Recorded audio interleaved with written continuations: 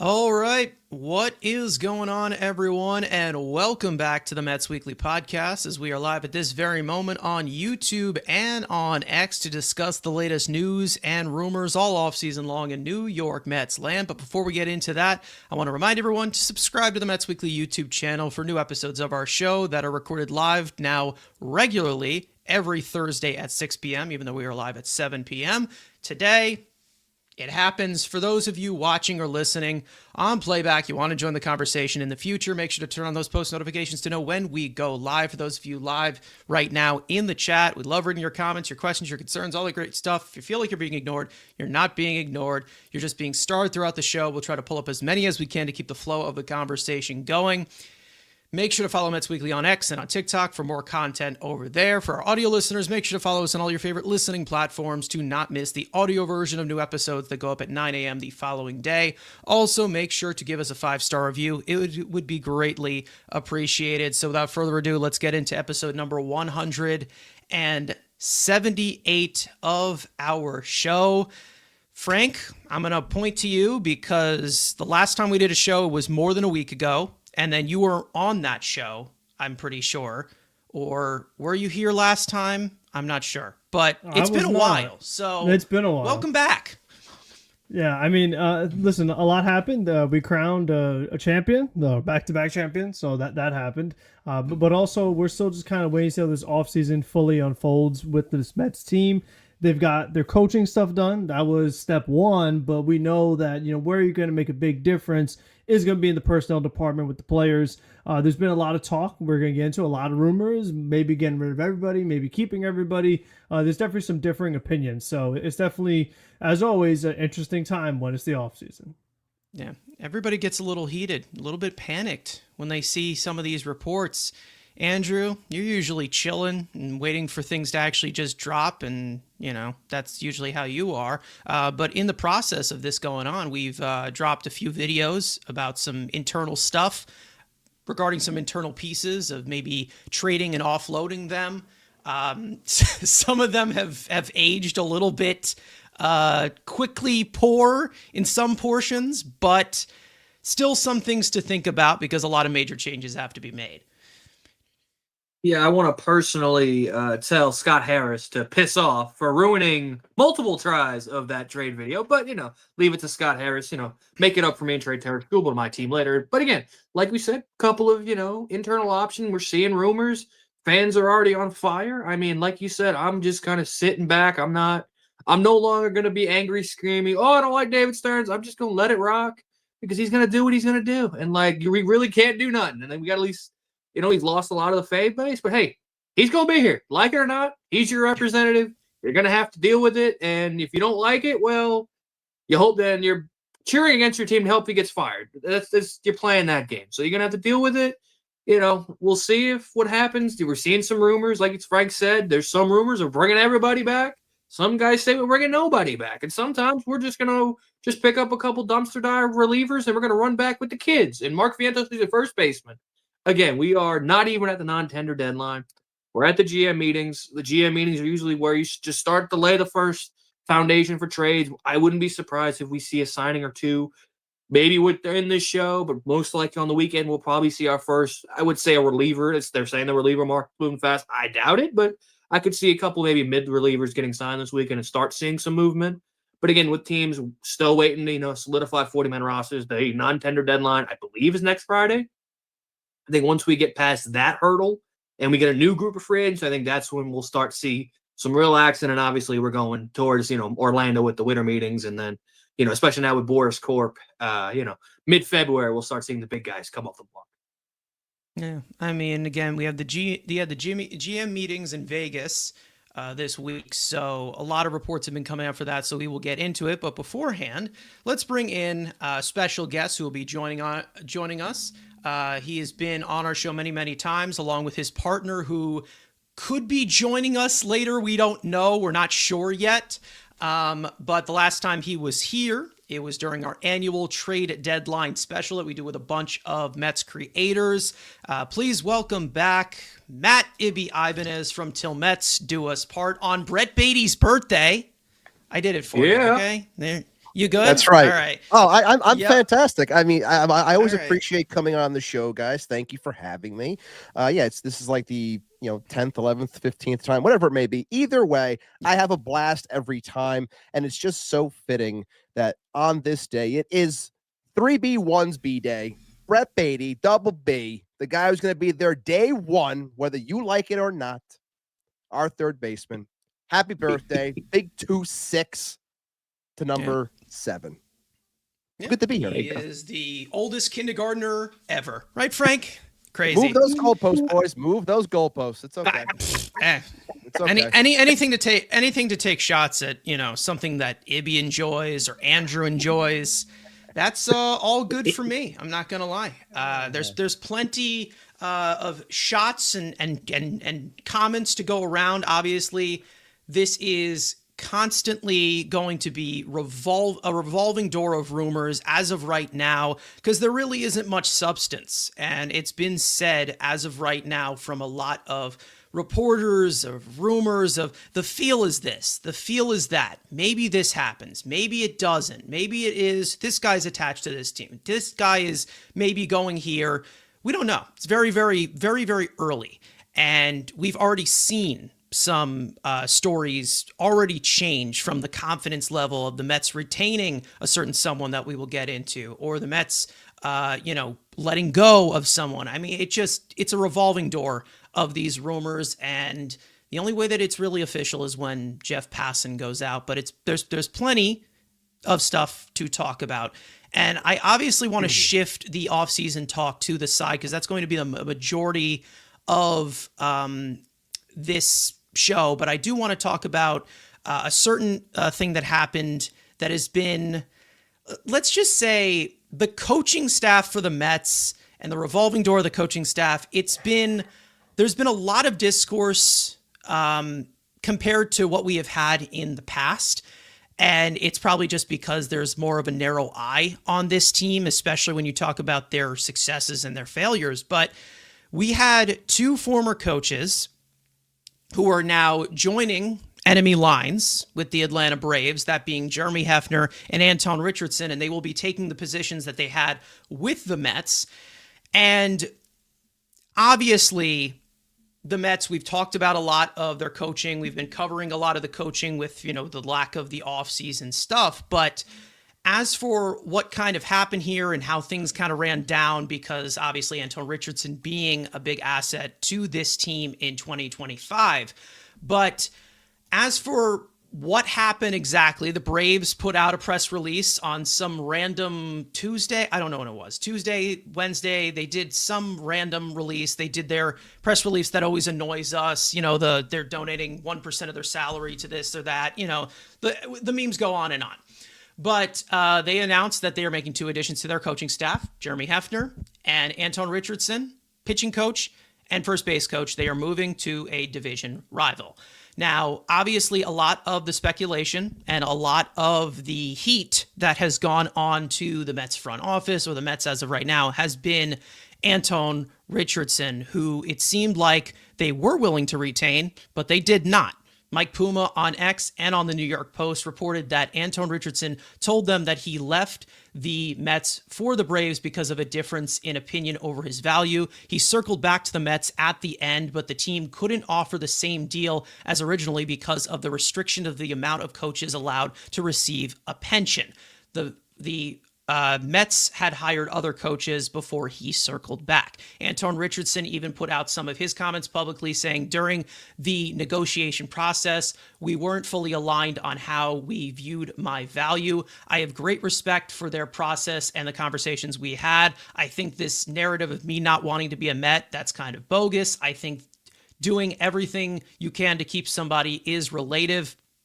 I'm going to miss a lot of people in that room, in the clubhouse. I built a lot of good relationships. It's tough to leave, but that's the nature of the game we live in and the business that we live in. Now, obviously, some Mets fans are taking this deeper compared to some others.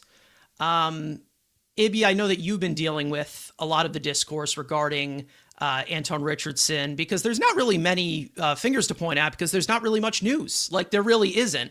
But I think that you've put definitely an input in it, but I think whatever you want to reiterate on this, because again, them going to a division rival sucks. It does. Especially Anton Richardson, who has been seen as more of the asset. But I mean, things are revolved. This is the business that, baseball is in as of right now. No job is safe. No one's loyal. No one's stapled to anything. When you are a New York Mets fan, and I've learned this throughout the years, especially as I've gotten older, the less emotional you are as a person when it comes to this team, the better off you would be. And I think a lot of people are just sucking their emotions when it comes to something like this, especially because it's the Braves. But I had said, and I got some backlash for it, but I had said that I thought this was because of the want or the need for him to be on a staff where he can become something more, which could have been a bench coach, something along those lines. But I also followed that up by saying in the same video, I said, don't be shocked if he ends up going somewhere as a first base coach and takes a similar role, because he might want to work into a new staff, prove worth, and try to climb the ladder there, because there's no ladder for him to climb here, because Kai Correa was signed as a 36, 37-year-old bench coach. So he probably thinks this is probably the best it's going to get for me here. Maybe it's time for me to go elsewhere and build something up. And I mean, I don't understand. It's probably because nothing else is going on right now. And that's what I'm going to chalk it up to, because people have nothing else to yell about at the moment. But there's no reason to get this worked up, or, it's died down now. But for people to get this worked up over a first base coach, this team won 83 games? 83 games, and we're yelling about a first base coach? Why? Like, I understand he did a great job and he offered something. I didn't want him to go. I wanted him to stay. Like, I'm not saying that he's a bad coach, nothing like that. I want him to be here, but he's not here. Is it going to make all the big difference in the world that he's not? I don't think so. Like, you pick up on things and you try to continue what wasn't established when he was here. But overall, like, I'm not losing my mind over a first base coach. I want good players on the field. I want a good product on the field. That's what I care about. I want a better bullpen. I want starting pitching. Like, I don't care who is holding the batting gloves or the shin guards or the elbow pads at first. Yes, he did help when it came to stealing bases and being, a student of the game and smart in that sense, and being able to take advantage of something that, Juan Soto is one of the worst runners when it comes to sprint speed, but he ended up having 38 steals. Like, fantastic. But I'm not going to lose my mind over this. And everyone else that is, I think you need to just step back for a minute and realize that there are bigger problems with this team. Yeah, obviously. I mean, we did see them successfully steal a lot of bases. A lot of that came from Soto. He was close to a 40-40 player. Andrew, we talked about this the last time that we were live. Again, we got more of the context, obviously, since we went live last time. It seems like Richardson wanted a pension, and then also he wanted like an option to search for other jobs or other promotions elsewhere. So that's probably where they kind of clashed in the middle there. But again, if he wasn't such a great asset to this coaching staff, no one would be talking about this at all. But again, it's Anton Richardson going to the Braves. That's the main reason as to why I think it stings the most. And I don't know if you agree in that sense, but the Braves, they steal everything from us. They're in our nightmares forever. I mean, yeah, I think, and Evie said it best. There's nothing else going on, so, and you see how this fan base is already pissed off at this team. So any little thing that could light a fire, that could piss off people on Twitter, is just setting gasoline on a match. And again, and then you add the fact, like you said, it's the Braves. He couldn't go to the Royals. He couldn't go to small market American League. Nope. He's got to go to the Braves. And it's like, of course, now watch Matt Olson and Austin Riley go 30-30 next year. I'm going to be like, okay, this dude's got wizard magic at this point. But again, like, it's not that big a deal. But again, it's just something to complain about, because again, we're in the dead spot of the offseason. Plus, you had the Dodgers winning the World Series, which always are going to aggravate a Mets fan even more. So it's just kind of everyone's just grouchy and bitching and moaning. And I think AB said it best. Just stop being not emotionally attached, because you're always going to be emotionally detached. Right. Take a sip of beer. You got to go to work in the morning anyway. They're going to win. They're going to lose. They're going to be there tomorrow. And I get it. Some people can do it. I've just become attached, and it's just how it is. But I can understand just fans wanting to bitch and moan because there's nothing to bitch and moan about until, again, once the winter meetings and that for, we already saw with the first waiver claim that they brought in. This is just how this fan base perceives this organization right now. It's this team cannot do anything right until proven otherwise, and that's just how this fan base is going to react.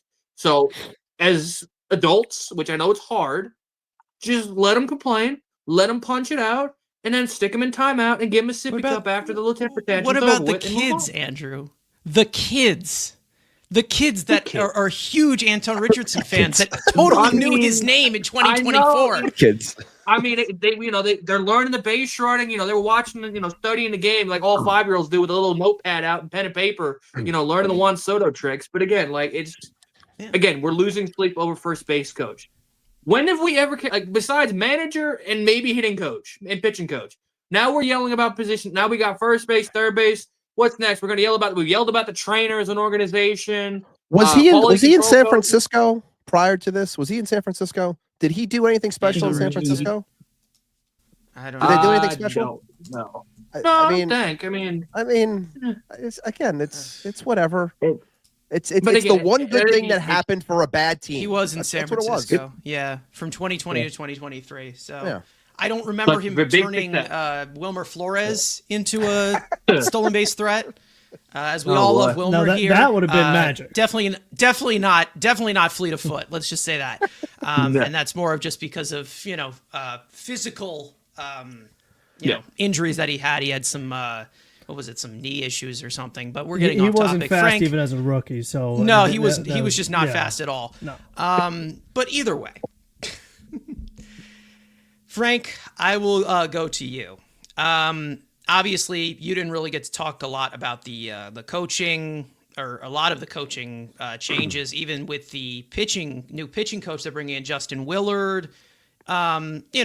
Things are filling the time until we get some rumors out there and we can have some deep conversations and intellectual conversations. Obviously, as Mets fans, every Mets fan is very intelligent. But what do you think? I mean, is this? Would you panic over this because of division, or would you just panic over this? Or would you panic over this just not at all? I don't know how to approach this from either it's the coaching standpoint, because we've talked about coaching impacting this team a lot, so it's not like it didn't make an impact, but I think there's a certain level that you get to, I think, when it comes to first base coaches or third base coaches or guys who are not the biggest of voices in that clubhouse. Yeah, I mean, listen, I've done plenty of yelling about third base coaches about not being aggressive and holding guys on, especially when you have offenses that are struggling to score runs. Like, here is your opportunity to score, and you're stopping them there, and then you don't score. So you've had teams that struggle in scoring position. Like, that drives me nuts. But how you can get into scoring position is by stealing bases. And I feel like Antoine Richardson, no one was talking about him in 2024. Like, this guy was the first base coach for 2 seasons, and made, like you said, because Soto had this massive increase in stolen bases, and the Mets kept getting these streaks of like consecutive stolen bases of second safe. They're only getting out if they got picked off. It's just like, but if they went for it and the ball went to the catcher's mitt, they got second base, and it was with a lot of different players. It was a huge uptick, and it felt like as the season was progressing, they were getting better and better at it. So I just think that it was something that like it'd be mentioned, like it was the one thing that Met fans were like, oh, at least they did this well, because like we talked about, when you have this payroll, this expectations, don't make the playoffs, so many things went wrong here. But the one thing that did go well was the stolen bases, and we talked about the criticism of the coaching staff across the board. We had problems with at every level, probably besides first base coach, and he ends up going elsewhere, pension, this, that, the other. I mean, could be, like I said, professional development. Like, there's so many things that can go into Richardson's decision-making process, but I think, you could be concerned about him going to the Braves, but at the end of the day, it's like, man, listen, I love to rage, but it's like, if this is what's going to hold us up, despite the players that we have on this team, there's something wrong here. Like, if your first base coach is a make or break, and you couldn't make the playoffs with him in the first place, Like there's something going on there. So you know what? And with things like this, whether it's first base, pitching, hitting, I mean, they had to replace a lot of spots in the coaching staff. And it's like, this is where you have to hope that Stearns knows what he's doing and that he brings in people who are going to be helpful. And I just feel that when we talk about all the roles that they've had to fulfill, I mean, this one's kind of at the bottom. I mean, the pitching coach decision, the hitting coach decisions, those are going to be much more impactful to what the Mets' success or failure are going to be. But also, like we said, like it's personnel. That definitely is part of it too. And it's like all of a sudden Soto not going to know how to steal bases anymore. It's possible, but overall, like what kind of team are you trying to assemble? Are you trying to assemble a team that's full of speed? I mean, it's just going to be very interesting to me is because, you know, there's been, like we said, talks of you might trade this player, you might not re-sign that player. So if you have different players, I always talk about like with coaching, you want to complement the players with the coaches. It has to be a good fit. Like these coaches and like the front office, they should all be on the same page. Like these are the kind of players we want, and this is how like we could get the most out of them.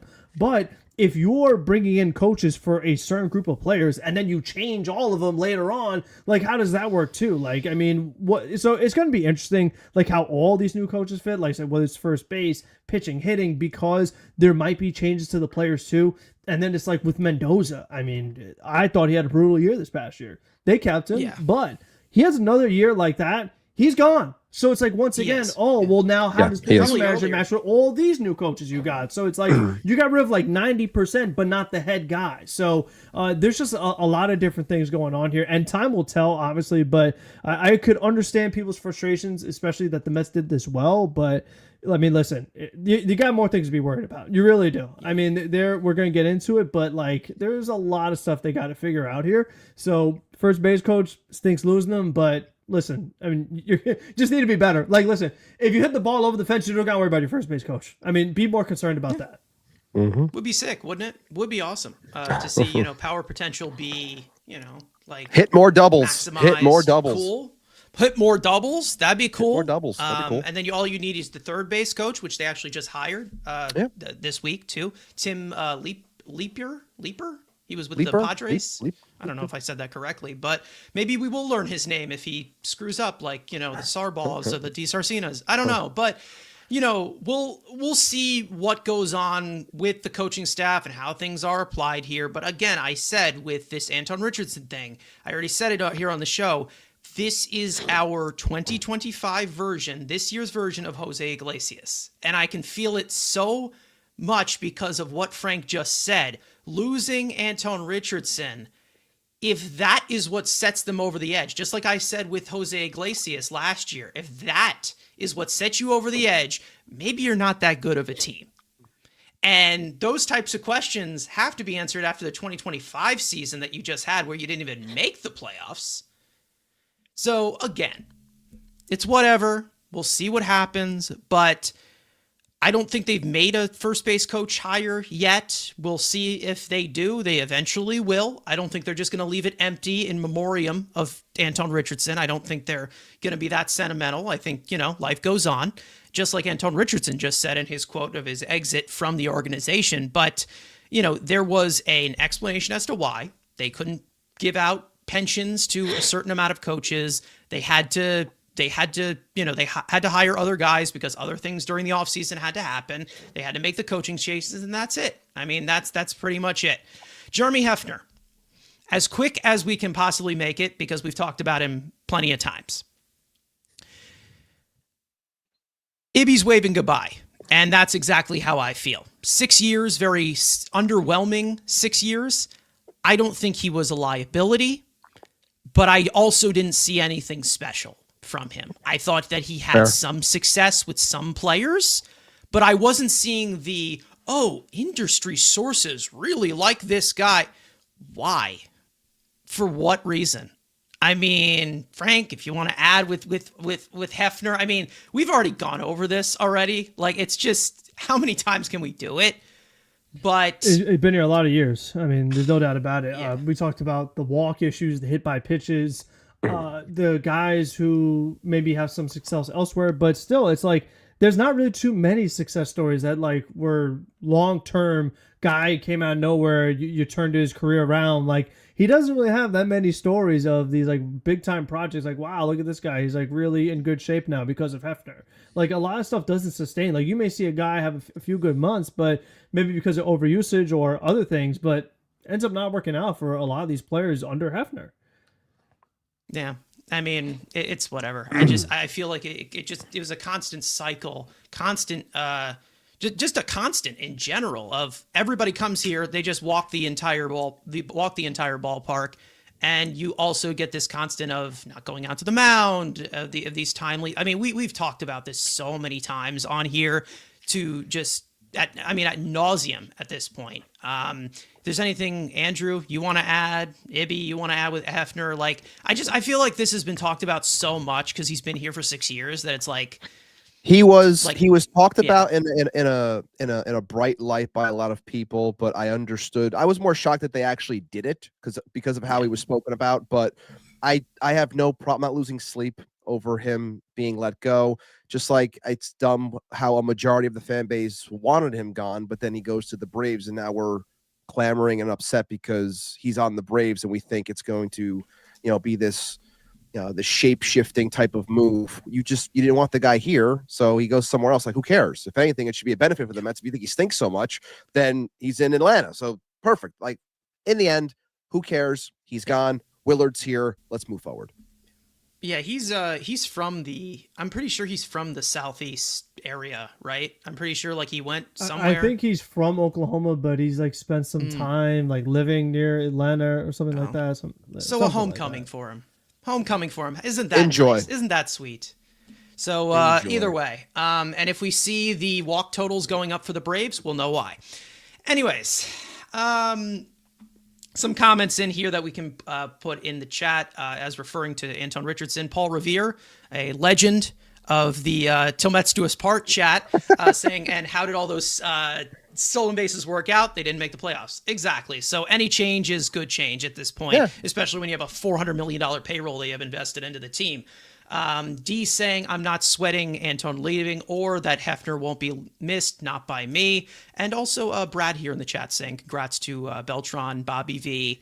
There was somebody else who made it into the Mets Hall of Fame as well. So, Lee Mazzilli. Lee Mazzilli made it in. Yeah, and he's a local kid, right? Mazzilli. He was a local kid, former first round pick. So some good picks right there in Mets history. Yeah, he's from New York, New York. Just looked that up. Baseball Reference, great for everything except advanced stats. Anyways, when you talk about the coaching staff, like we said, to put a bow on it here, changes are going to be made. Not everybody is going to be submerged into a position. Everyone's looking to further their career. If he has the business part of baseball on his mind, Anton Richardson looked like he did, knowing that he had a lot of value from the season he just had individually as a coach, then, it's whatever. It's, if he wanted to move on or he needed to take another job, that's fine. Again, I don't have much of an attachment, but again, like I said, the Jose Iglesias comparison here, where the big highlight, the thing that lifted them so much, and if he ends up leaving, they're going to freak out. Like we said, if a 36-year-old Latin pop singer and a first base coach is what is keeping you afloat, that says a lot more about the team than the organization letting them go. Mm-hmm. That's basically it. And again, that goes for another conversation for some of the Ranger fans in here, if you understand what I'm saying, of bad players who they saw as leaders. Anyways, there is plenty that we have to talk about, obviously. Yeah, exactly. What is a hockey? That's the thing. But we'll see how everything pans out, obviously. Game for War saying Hefner and the pitching lab were overhyped and took all the credit for two pitchers pitching on their free agency year when everyone tries their hardest. Possible. Very possible. Yeah. It is very possible because we have seen a lot of pitchers here do well in their contract years. I mean, that's been, somebody mentioned Aaron Loop, who was another guy who was here on a one-year deal. he got a pretty good contract from the Angels after that amazing year that he had. So maybe there is a little bit of motivation. So I don't know, but hopefully there's a different message of, throwing more strikes from the new pitching coach in Justin Willard, who I don't know if that hire's been made official yet, but we'll see. Andrew, if you want to say any goodbyes to Jeremy Hefner, you can. Just don't say anything that'll get us canceled, because again, we're on another YouTube channel as well right now. Yeah, I mean, if I'm going to take my opportunity, I'm not going to waste it on, Jeremy Hefner. But again, be gone, enjoy. Make sure you tell Spencer Schwellenbach, just walk everybody. Just throw balls out of the strike zone. Have him turn to poop. Turn Chris Sale back into Boston, end of tail Boston Red Sox Chris Sale. I'm trying to think who else is on that. Spencer Strider, tell him to throw more changeups. Strider, tell him to throw more changeups. Stop throwing 100 miles an hour. That's too good. Have him throw more changeups. That's good advice. And there's no conflict of interest there. I don't think there is at all. No, we're good. But we're a half hour into the show already, and I think we can just move on from coaching talks and let's get into actual off-season talk, and let's get into the main topic that everybody wants to talk about because he's our guy. Pete Alonso on the free agent market. We got some latest reports about what has been going on with his free agency going into the GM meetings, and it looks like it's a little bit more positive, at least this week. Who knows? Things can change, but we have seen that it has been a little bit more positive compared to what we were seeing perhaps last year.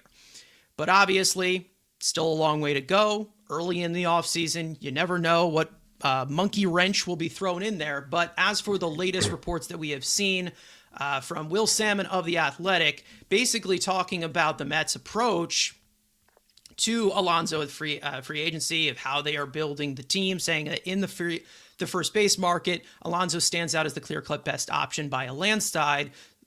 Still, if the Mets bring him back, they'd have to balance his defensive deficiencies with exceptional offensive profile, given President of Baseball Operations David Stearns stated the goal to improve run prevention. That may include asking Alonso to start more games as a designated hitter. Now, there was a report from John Heyman, we all know is very close with Scott Boras. Pete Alonso's a Scott Boras client. Say what you will about John Heyman, but he did report this, saying that the Mets have open talks with Pete Alonso, saying this last night. At least on the surface, there seems to be a better feeling around those talks than this year than last. The nice start to the discussions could possibly bode well for the Mets' chances to retain Alonso, but his market should be much more robust this year than last year after a much better season, no qualifying offer attachment, and an apparent willingness to DH being a year older. Mets President of Baseball Operations David Stearns said to the media that he'd much like to have Alonso back, and he's telling people that Alonso's presence is important as a terrific producer and also as a protector for superstar Juan Soto, obviously in that lineup, batting behind him. So there's no confusion about the Mets' clear interest this year. So obviously the market's a little bit different. Like we said, no qualifying offer, better season that he had, so that it looks a little bit different. Andrew, I'm going to go to you first, obviously, with this, because this was the last conversation that we had regarding with Pete Alonso. You and me have been kind of on the same boat here about Alonso for a while, about his market, how fans value him, how it is viewed from the outside compared to it. I don't know what that's supposed to mean, but hey, whatever. Either way, this is how I feel. I don't know if this is if you're still on the same wavelength as me here. Him willing to put himself in a DH equation gives me a little bit more motivation to maybe go a fourth or fifth year on that contract in free agency because of the value he could give you as a designated hitter. Because for me, at the beginning, before this even came out, I thought that DH was out of the equation. And I think that you thought that too. It's like he was going to market himself as a first baseman and then eventually become a DH.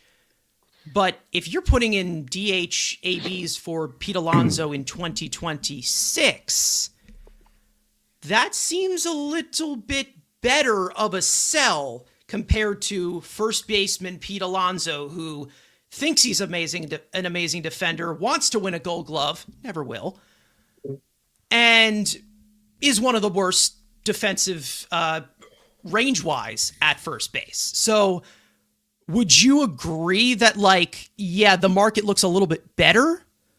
Or is this pretty much the same as, you know, this offer, let him walk if he wants too much? I mean, I guess maybe this is maybe Pete Alonso has hit the books and studied and, you know, gotten a little bit smarter since the last game of the season, because the fact that he is now saying admitting, yeah, I'm not that good defensively, I'll take some DH reps, it's a good thing. Do I think would that tell me, if I was in David Stearns, oh, he wants to be DH, if I'm adding a year or two more on my offer? No. But will the market be better? Yes, because again, like you said, no qualifying offer. Coming off a better year than he had last year.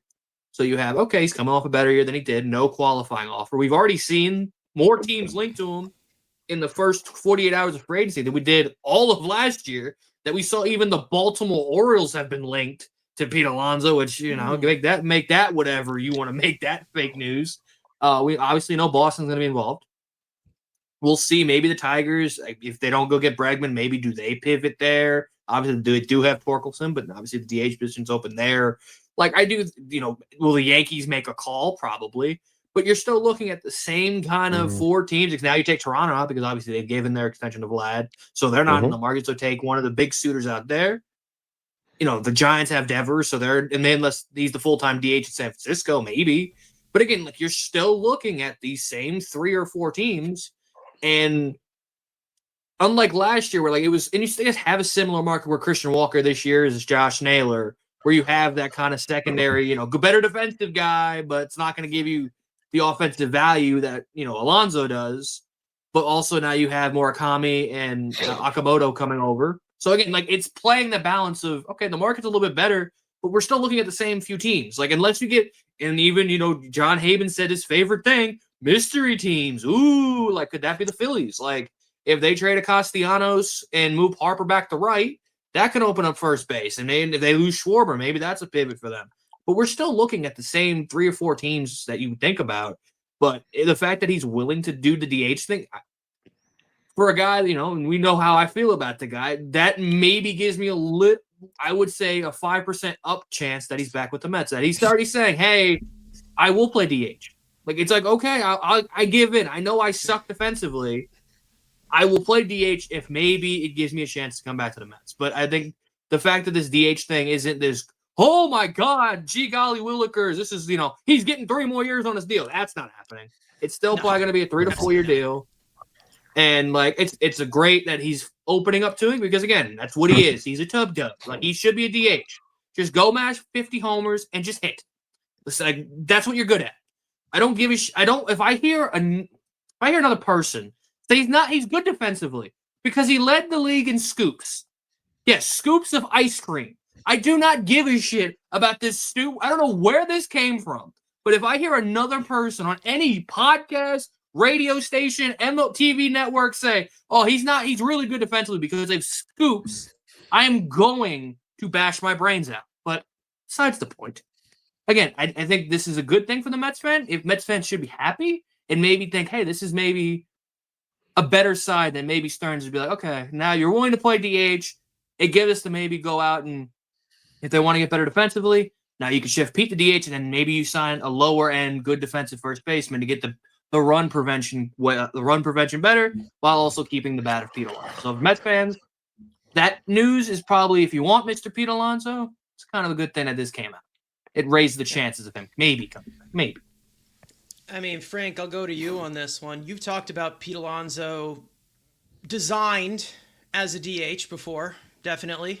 We talked about his throws, not great. We talked about his range, not great, but he can scoop. He can really, really scoop. Either way. Would you say that this makes you a little bit more intrigued on the market to pursue it a little bit more? Are you feeling a little bit more comfy seeing, they've already started a little bit of talks, even though David Stearns hates Alonso so much? I mean, what does this bring some confidence up about the possibility of Alonso's future here? For me personally, I'm not big on it. I don't love it. I have a few reasons why. I think number one, where you got to start is we're not talking about we have a blank team. We have nobody here. We're starting a baseball team from scratch, and we want a first baseman or DH, and Pete Alonso is available. Oh, let's get Pete Alonso. It's what do I already have on this team? What are my long-term plans? Because that's what we're talking about here. We are not talking about the 2026 baseball season. When we say, okay, no more opt-outs, we want to talk about 5-year deal, 6-year deal. We're talking about into the 2030s. So what does the New York Mets look like in the 2030s? Well, here's the thing. When you're talking about a long-term deal to Pete Alonso and maybe in the few years from now moving him to a DH position, well, who might be a DH in a few years? How about the guy who is in right field in the first percentile, which when it comes to that is the worst you could possibly be? He cannot move very well right field at age in his mid-20s. You think that's going to get better in the 2030s? No, that's going to get worse. So it's like we're talking about Pete Alonso as potentially being a defensive liability in some areas at first base, getting his pitchers injured, driving us nuts. He can't move. He hasn't much range himself. So you're talking about defensive liability already. How about the guy in the other corner in the outfield? Brandon Nimmo. Yeah. What do we do with him? He's declining at a rapid rate, and we might need him to move to DH. Brett Beatty, he's not a world beater at third base. I know he made some nice plays, some nice high plays, but you look at the actual advanced numbers. He's not an amazing third baseman either. And if Viento's bat is really good, he's going back to third base, and he can't play defense either. So it's just like and we talk about this so many times, how many leadoff hitters can you have? How many DHs can you have? Like, you can't have a team full of DHs. It's just not going to work out. And Carson, who's a free agent that we want so much that probably don't get, but we really want him? Kyle Schwarber. Because we actually do need a real DH, because here's the problem. Yeah. If the Mets don't bring back Pete Alonso, you're like, oh, well, you know what? The Mets need a first baseman. If you bring back Pete Alonso and you put him to DH, do you know what the Mets still need? A first baseman! Like, it kind of defeats the whole purpose of we need someone who plays first. We need both. Mm-hmm. We need one guy at first base and another guy who's a good power hitter at DH. So it's like, it's not this either or kind of thing. We need both. We need two separate players. This team is in need of more. I mean, we saw last year just wasn't enough. Period. We talk about protection for Pete Alonso. I mean, having Jeff McNeil bat behind him, that was a disaster. Like, so again, it's like you want to talk about having Pete, but it's like, look what you already have committed, who's already signed for the long term. Well, if you bring back Pete, well, what does that do with Soto? What does that do with Nimmo? What does that do with the line construction? McNeil batting after him? Like, there's other things you have to factor for. It's not as simple as, do I want Pete Alonso on my team? Yes or no. It's, does he fit with what I already have here? If I have to eat money and move Nimmo, and now McNeil's got thoracic outlet, I got to move him. Like, you got to do so many different things to get this to work out. I mean, who knows? And we've talked about this before too, but this whole idea of quantity over quality at the first base position, it might be something we have to consider since we have so many different issues right now. So to me, the DH thing, it doesn't help me too much because I have plenty of other guys who I might need to make DHs. I mean, you never know what the thought of it, what the thought of it is. You probably, no matter what you shift around, you're going to have a liability somewhere. Like that's the problem. And obviously with Nimmo in the lockdown, you have Juan Soto here for the next 14 years and counting. But if you were to talk about the combination of Pete Alonso getting a little bit of DH time, and then also, where do you put Vientos? You have Mauricio in the equation too, because like you have so many things as to where you don't know how to view the team right now with Pete Alonso in it, because it doesn't really make that many changes. Pete Alonso at DH makes the team better, I'd say, on paper. I think we all can agree. However, who would play first base? Again, you could talk about another guy that the Mets have been linked to recently of somebody at first base, but it seems like it's going to be one or the other as to what we are looking at. So it seems like young guys are going to fill in some of these holes or whatever. But again, it's a good point. It's a good point as to looking at it long term for Pete Alonso's long term success. It's like Nimmo, Soto also could be in that DH discussion if things continue to go the way that they are in the corners defensively for them. So who knows? Ibby, I'll tag you in here. Because also it's like Soto and Nimmo are just getting older. So like you already have some defense because there's corners. That's only getting worse. So it's I don't see Soto as old yet. Yeah. No. I don't see Soto as old yet. So no, but I'm saying it's not gonna get better. The corner defense is not getting better. It's getting worse as time goes on. So no matter what, talking you already about know Soto as an old man at 27 years old, like that's a little bit uncomfy for me. He moves like an old man at right field, though. I mean, he can't move. But he stole all those bases. That means he's fast now. Still can't move right field. Doesn't try. Not diving, not jumping. It's not pretty out there. Yeah. I mean, obviously, there's going to be people who will bring up the internal fix of Ryan Clifford, and there's going to be some talks about some other guys on the market who could play first base, and maybe you get them for a first base DH combo. Both of your DH options are on the free agent market and likely are not coming back. Marte, Winker are not going to come back. Your DH option right now is Vientos, but Vientos is already your first baseman right now too. So again, they're going to have to shift some things in and out, or you're still going to see a liability here. Ibby obviously absorbing all of this from, the DH conversation, from what Pete wants. Scott Boras also bringing out his alliterations that he did, which, if it was anybody else, you thought that, they were having a stroke. But, I mean, what are your thoughts on this market? Have they changed when you hear DH, or do you think it's pretty much the same as to how they're building the team? I mean, I struggle with this one when I think about it daily, mainly because I feel like this team is like borderline stuck, because when you're talking about the offense, and I see someone in the comments said before how, if you don't have Pete on this team, then who's protecting Soto? You have a huge hole in this lineup in terms of production. And I think a lot of Mets fans are just afraid at the moment, at least, because if Pete's not here, you're constantly asking that question, like, well, what's going to be, the replacement? How, like, what the unknown is what's scaring people the most. So that's why they latch on to what they know. I'm not saying that because I want Pete gone or anything, because I think his offense is a huge part to the success for this offense in general, with everyone else, the Lindors, the Nimmos, the Sotos of the world. Having him here helps.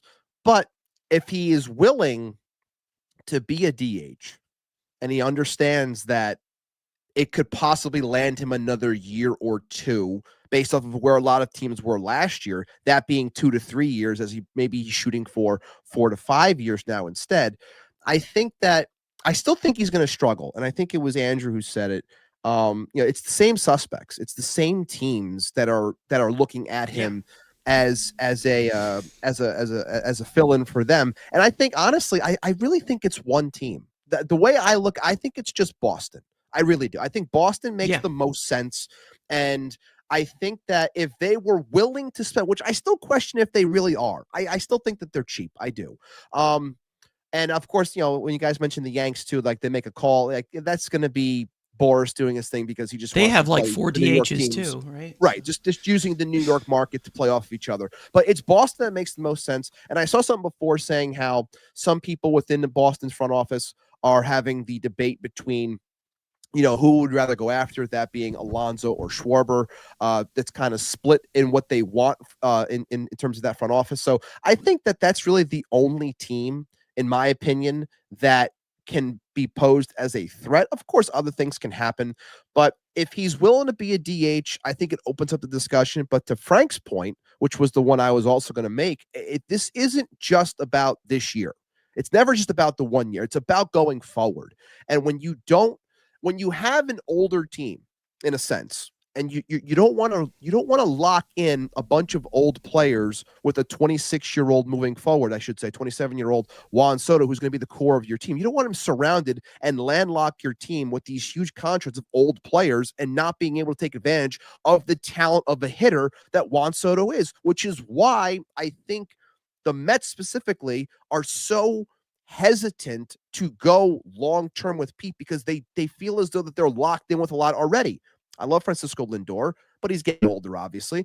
I love Brandon Nimmo, but he's a lumbering left fielder that should be taking more reps at DH and probably should pick up a first base glove at this point, because he's not pretty to watch in the outfield, and you want to keep him healthy, but he's here for another 5 years.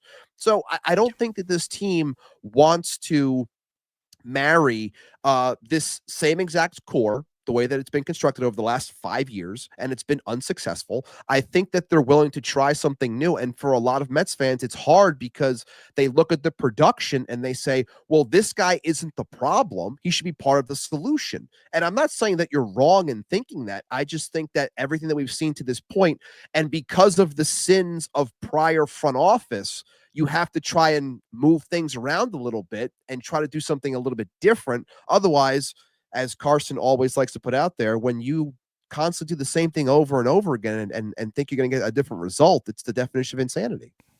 Yeah, I mean, it's again, Pete Alonso individually, we've talked about it before. Pete Alonso individually has had a great career, and he is destined. Yeah, he is destined for the 500 home run club when it's all said and done.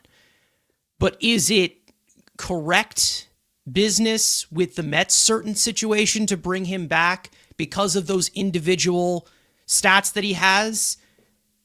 To be honest, probably not, because again, we will ask the constant question and everyone will say, who's replacing Pete Alonso? What are the Mets without Pete Alonso? What are they with him? What are they with him? Not in the playoffs. And everyone can tell me that, you know, the starting pitching has failed them, and that was the reason. And that also can be true. True. But again, what about the times they had good pitching? When they had Pete Alonso and good pitching. They've had good pitching seasons. 2022, nothing. 2019, in and out, half and half rotation. Nothing. 2023 was supposed to be a good rotation. They put a lot of money into that rotation. Nothing. So we're not just talking about 2025. We're talking about 2021, 2022, 23, 24, 25. That's now 5 years under Steve Cohen. Nothing has happened.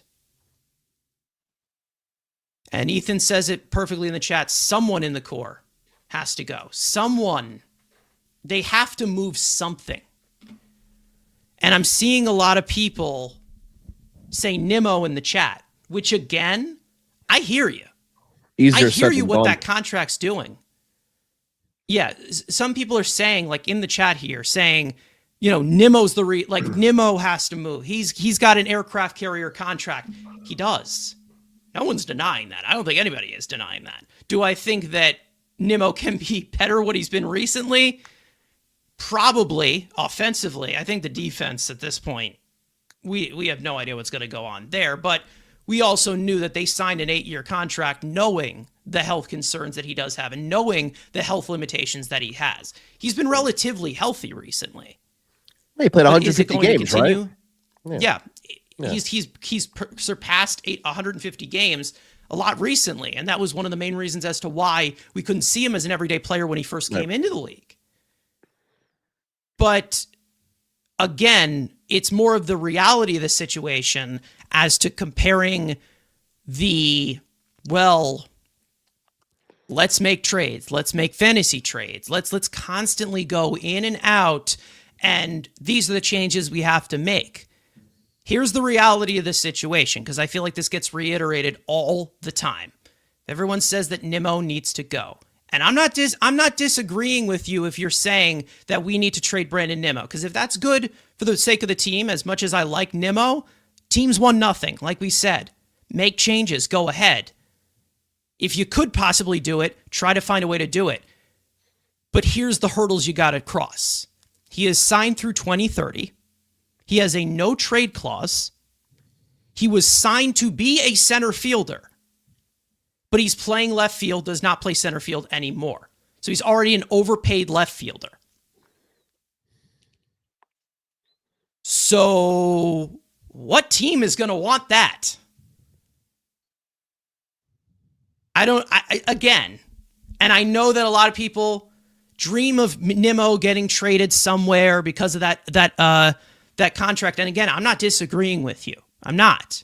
Even Andrew could say he's a Nimmo fan. He knows what that contract does. He even said it the day of him signing the contract. That contract's terrible.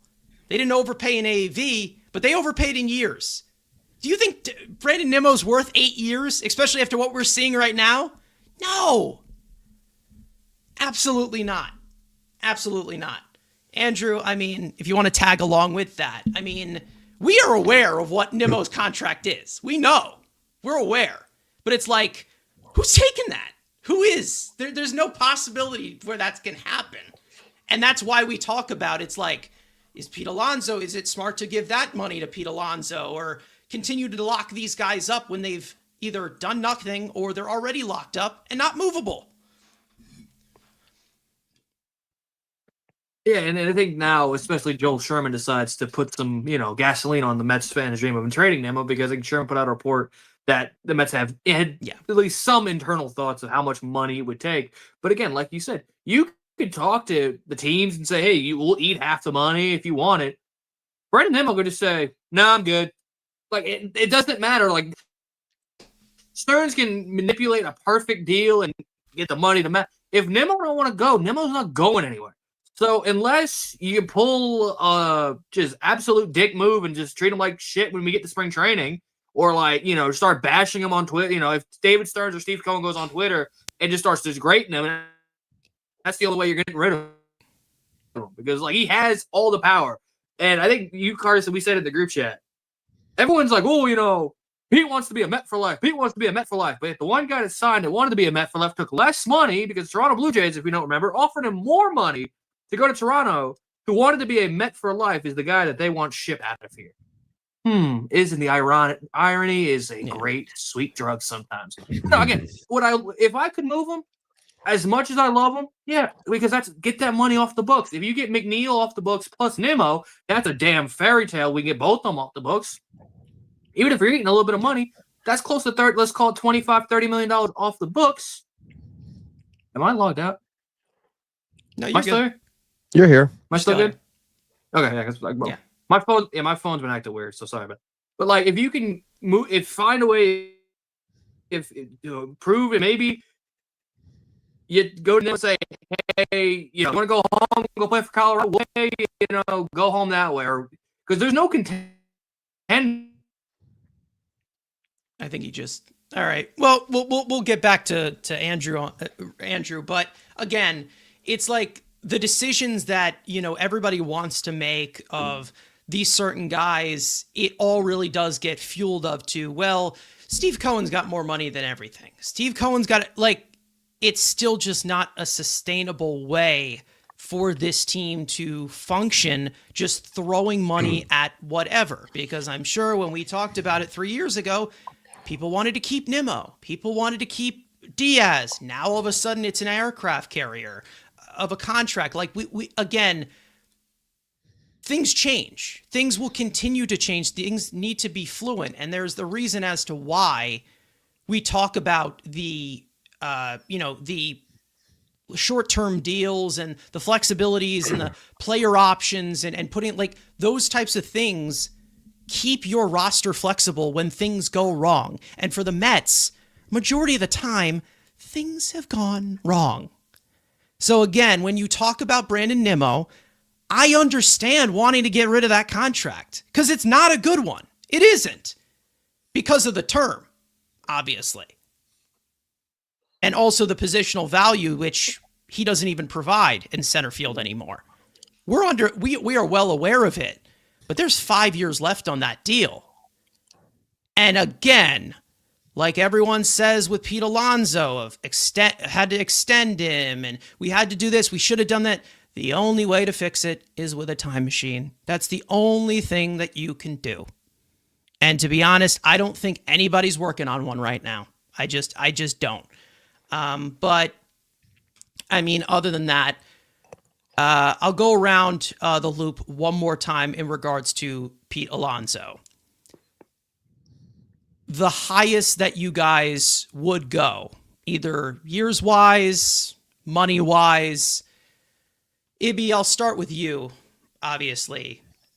I think we all know what range we're looking at right now, but there's got to be a cutoff. We know that there has to be. I mean, what would be your thoughts? Like, what would be the area that you're looking at, and what area would you say it's like, okay, this is too much? Boris, you're going nuts here. Anything, if we're talking guaranteed 5, 6, 7 years, way too much. Goodbye. Like I've been saying that for a while. So when Mets fans, jump on that after the season thinking he just give him that, like, I disagree. I'm more of the 3, 4 years. I would say at 4 years, 112, that would be 28 a year for 4 years. I think that's like, for me, that's like the tippy top almost. I think I said on the show a couple weeks ago, I said that, they might offer like 125 just to try and close something, 120, 125, something like that, across the 4 years. So they don't have to go the extra years, give more in terms of AAV. But that's, for me, 28 a year, 4 years. That's kind of where I am. And I still wonder if that's going to be enough. That's if the Red Sox are a legit player. Otherwise, he's going to be a lot cheaper, because I don't really buy anyone else being a player for him. I don't. Yeah. I mean, we'll see what that market looks like. We all know that Boris is going to push it. We saw reports of the Orioles being a huge threat. Mike Elias is a terrorist. Yeah. Hey, listen, we don't disagree. Frank, I'll go to you, obviously. I mean, everyone has the limits here. It has to have a limit. Are you giving him 200 million? You throwing maybe 350 at him, possibly? I don't know. Cause again, there's nothing you can do. I mean, like Andrew, we were talking about last week, there's no options. It's just Pete. Yeah, I mean, it's a tough one, but I think for me, like, my cup, as far as years, I don't want to go over 5. I just think anytime you're talking about a player that's over 30, no matter who it is, anytime you're going past 35, like, no matter what, it's a decline. So I never think it's a great idea to pay for a guy that's on the decline. Like, ideally, you'd want to avoid that. Sometimes you have to give that extra year to get a deal done. I mean, Marte with the Mets was a perfect example. They had to give him that 4th year. We knew the 4th year was not good. It's what sold it, because there were many suitors. So, I mean, if you had to give him an extra year, you could, but I wouldn't really want to. But I think overall with first base, like we say, it's a tough position too, because how much value do you really get from the first base position? I mean, there's a wide range. Like, you look at a guy like Olsen and Freeman, like, they're making low 20s per year from first base. But then you have someone like Vlad, who's much younger and a better player, who's making anywhere from like 35 to 40 million, and then going down to 30. He's got a descending contract. So, like, with first base, it's like, really, I want to stay under 30 per year, and like try to not go more than 5. So, and like we said before, I feel like the contracts that the Mets had offered him, like, way back when, I thought they were pretty fair deals for the position of first base. Like, they were pretty close to market value. Even this contract that he declined, it was like 24 million this year. That's pretty good for first base. That makes you, like, I think the second highest paid to Vlad, if I'm not mistaken, when it comes to first base position. So you're telling me second highest paid first baseman is not enough? It's like, I don't know how much more I really could go. I mean, to be honest with you, especially when you consider, like, I'm already maxed out as is in my tax bracket. Like, I already have big contracts on my roster. You just can't be gutting them out like crazy. I know Kona has a lot of money, but it's still just not the greatest move when you're ready in this situation. Like, you have to prioritize who you really want long term, and I think that when you give Soto the contract you did, when you give Lindor the contract you did, going over 10 years, like, those are the two guys you really want the most. So you made that decision already, and like we know, I mean, sometimes pitching is a big thing. I mean, I don't think we're going to talk about like school ball today, but like, if you ever considered it next offseason, that's someone I'd give a lot of money to. So Yeah. like you really have got to just kind of think like when we're talking about long term, is this the guy that, compared to all the free agency classes that are coming up and what I already have, this is the guy I want to pay a lot of money to. I mean, maybe internally, do I want to pay Nolan McClain a lot of money? Maybe. Like there's other things you've got to consider when we're talking about long-term deals. But what other long-term decisions might I have to make between now and then? It's tough. So for me, like I said, I don't want to go over 5. I'd like to stay under 30 because, again, at first base, it's just not a position you should be overpaying. All right. Well, while this conversation was happening, Andrew just said his little 2 cents. He said minor league deal, and that's it. So, Andrew, if you want to reiterate on that, go ahead. Yeah, I think it was a spring training minor league deal where, if he gets 50 scoops, he gets $1 million, some bonuses with scoops in the contract. I think I'll do kind of similar to what Ibby. I think I'll do if there's a Red Sox interest, I'll go 4 years with maybe, if it has to be a 5th year, but it's not going to be a hard 5th year. I'm giving it either mutual. I'm probably a 5th year mutual. I'm not going full, 5 years. I give you your 4 years, 28, 29, 27, $28 million over that. If the Red Sox are just this year's Blue Jays we're just here to, try to get Boris's, negotiation team, 3 years, 3 years, 75. Like if I'm not bidding against myself, 3 years, 26 million a year. Like, but again, it just depends if we have real suitors. And again, I think him not having a qualifying offer, because I think this is the other thing, which I don't think we're taking into consideration here. Schwarber has the QO. What if teams that want Schwarber, they can get similar value from similar to Schwarber from Alonso, obviously it's just right-handed compared to lefty. What if the teams that want Schwarber now who don't want to give the draft pick, now you can go, let's say, why are we going to sign Schwarber and give the draft pick? Because maybe they can pivot to Alonso. So you do have to play that into consideration. So again, as of right now, we only see one team, that being Boston. But again, there are other teams, as Scott Boras says, mystery teams. 3 or 4 years, 28 is the AAV. If you get into a bidding war, I'm not, again, like Frank said, I'm not locking up another long-term deal here for a, non-athletic, bad base running, bad defender, good scoops, good bat. I'm sorry. He has value. Strawberry, though. He did pass Dale Strawberry, but, it's a fraudulent home run record. Your team record, home run record is 250. I mean, you're just kind of a fraud franchise. I mean, what does that actually mean? You said strawberry. I thought we were talking ice cream. I really did. I mean, that's a good flavor, It's Neapolitan right now. Pretty good.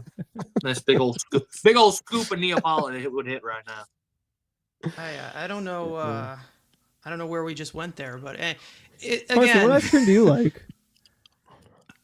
Ice cream that I like. Carson doesn't like ice cream.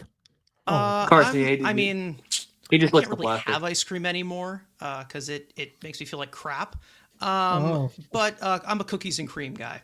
Me too. That's a great choice. Yeah, I am the biggest Oreo simp known to man. Let's just say that. Okay. There's a huge index into that, but we don't have time for that. Either way, I feel like we do. I mean, it's the opposite. I think we have time for some ice cream. But, yeah, exactly. We're just waiting for something to happen. Yeah, exactly. Just sitting here. While we're waiting, let me just take out the exactly. freezer.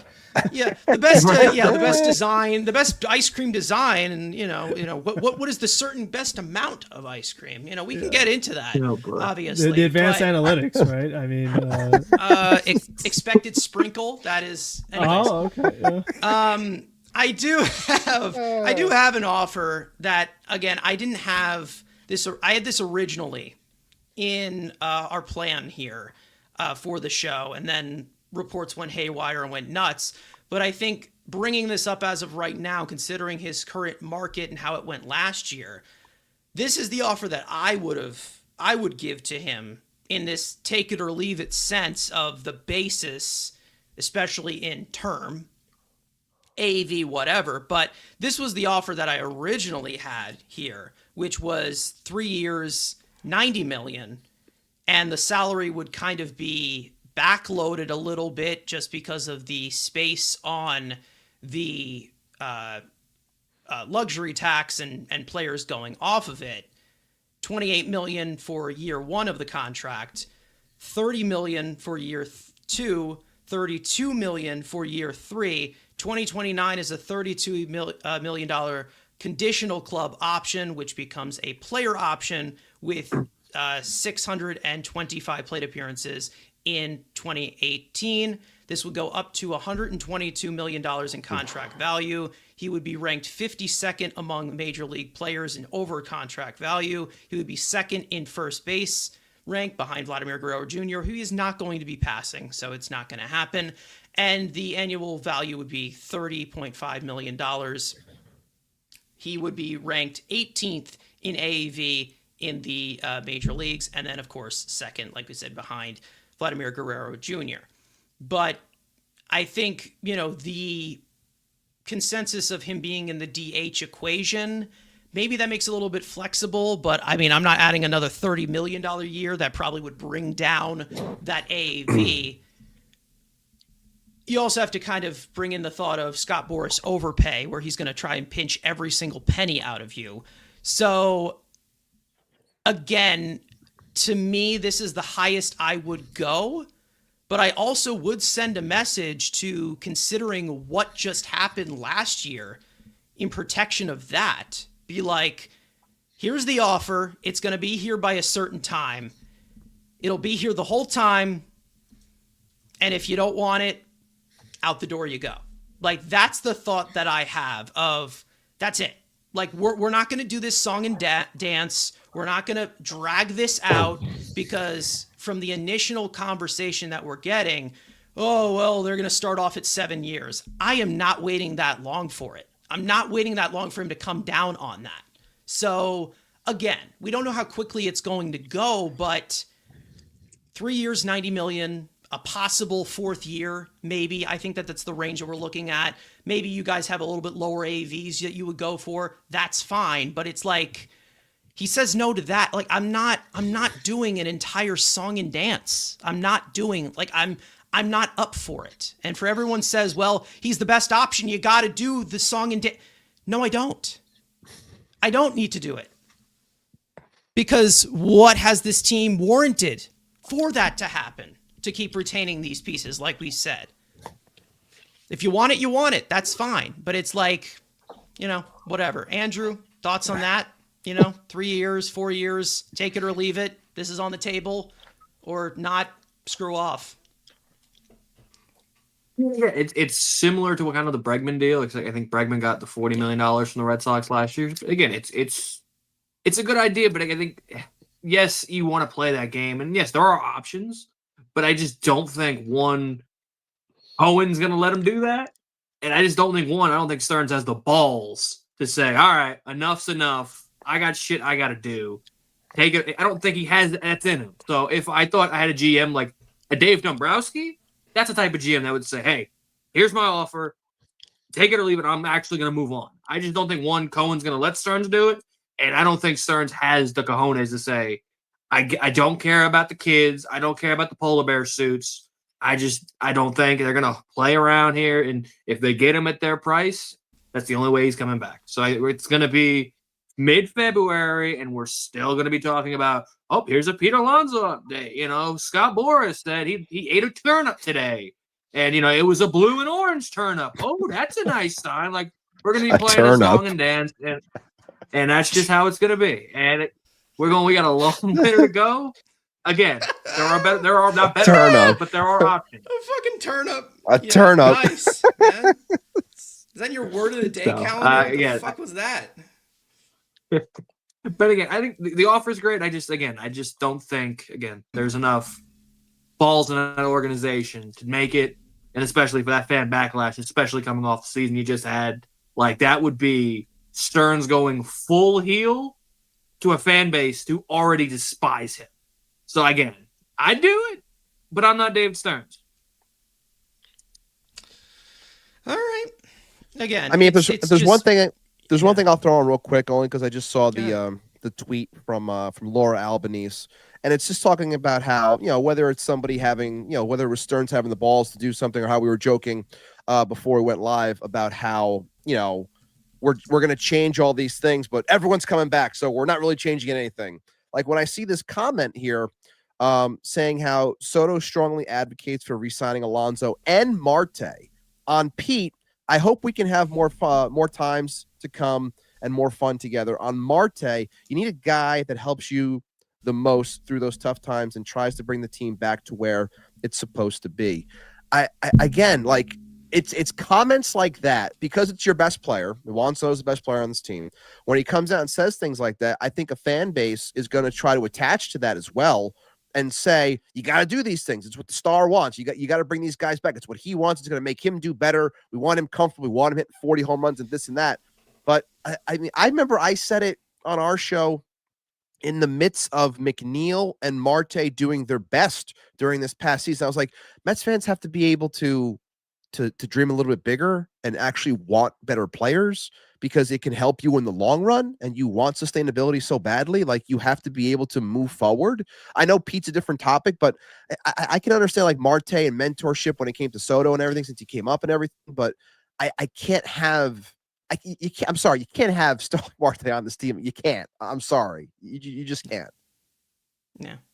If you do it, I mean, listen. If you were to bring back Starling, like, where the hell would he play? Where? Come back as a coach. Come back as a coach. Oh, he's coming back No as a center pension, fielder. though. Never mind. No he can play pension. center field. No, No he's the pension first for Just base put him in coach. center field. There you go. There's your first base coach. Starling Marte. I mentioned it There you already. go. I mentioned Solve it. it. I think Starling Marte would be a good first base coach. He can I hold think the he batting would. gloves. He can hold the ugly mitts. He can do that. That's Sure. the vacancy we have right now. We have our That's third what he base can coach, do. right? Pitching coach, hitting coach, all good. Bench coach is here. I mean, this is exactly what I said. Didn't I say this before the offseason even started? I was like, these guys are not going to be able to handle Starling Marte leaving.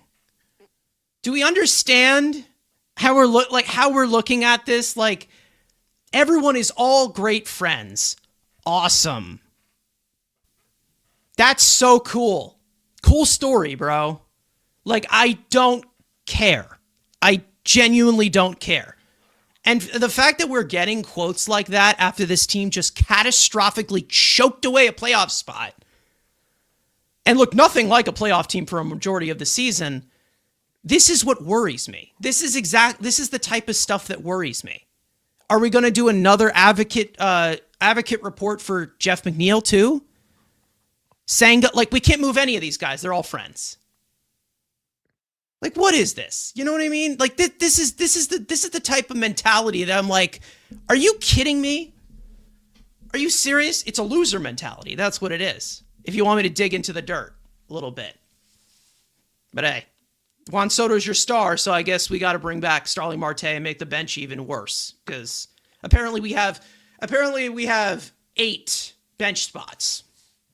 That's basically, we have an 8-man bench. It's this type of thing, because like, what is going to be the response if they don't bring back Marte? Is Soto going to get fed up in year 2 of this 15-year contract? Like, this is the problem that I have with this. That'll be a story. I guarantee someone's going to write it. I'm sure it will be. It'll Somebody come write out that here story. in 2031 that it all stems back to them, but Juan Soto going completely AWOL and completely missing in action, and we haven't seen him in 4 years. It's because they got rid of Marte. It's like professional athletes. Like, this is what's being made public. And I'm not saying that you should completely invest in it, and I'm sure that they will be fine and they will do their job if Starling Marte is here no matter what. But after seeing the impact of what Jose Iglesias had on this team and how detrimental that seemed, it's like, how soft are you? Are you actually in this winning mentality to do so? Because I have not, I mean, Frank, we've talked about it a lot. I am not seeing a team that has a consistent desire to win. I really don't. I feel like it's so fragile of, well, it needs to be in this certain situation. Everything needs to be so perfect. I mean, this is I just don't get it. I don't get it. Same team we're talking about, though, that in a do or die game against the Miami Marlins, they scored 0 runs. I mean, and this is a team that was 0-1,000,000 when trailing after 8 innings.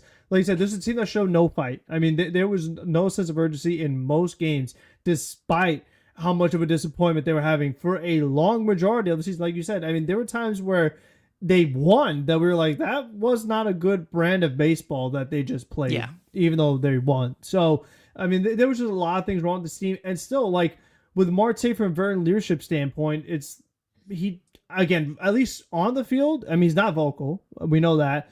Doesn't hustle. I mean, like, it just a lot of times kind of anymore, to be honest. a lot of times lackadaisical in the batter's box. I mean, we talk about looking at strikes, swinging at pitches out of the zone.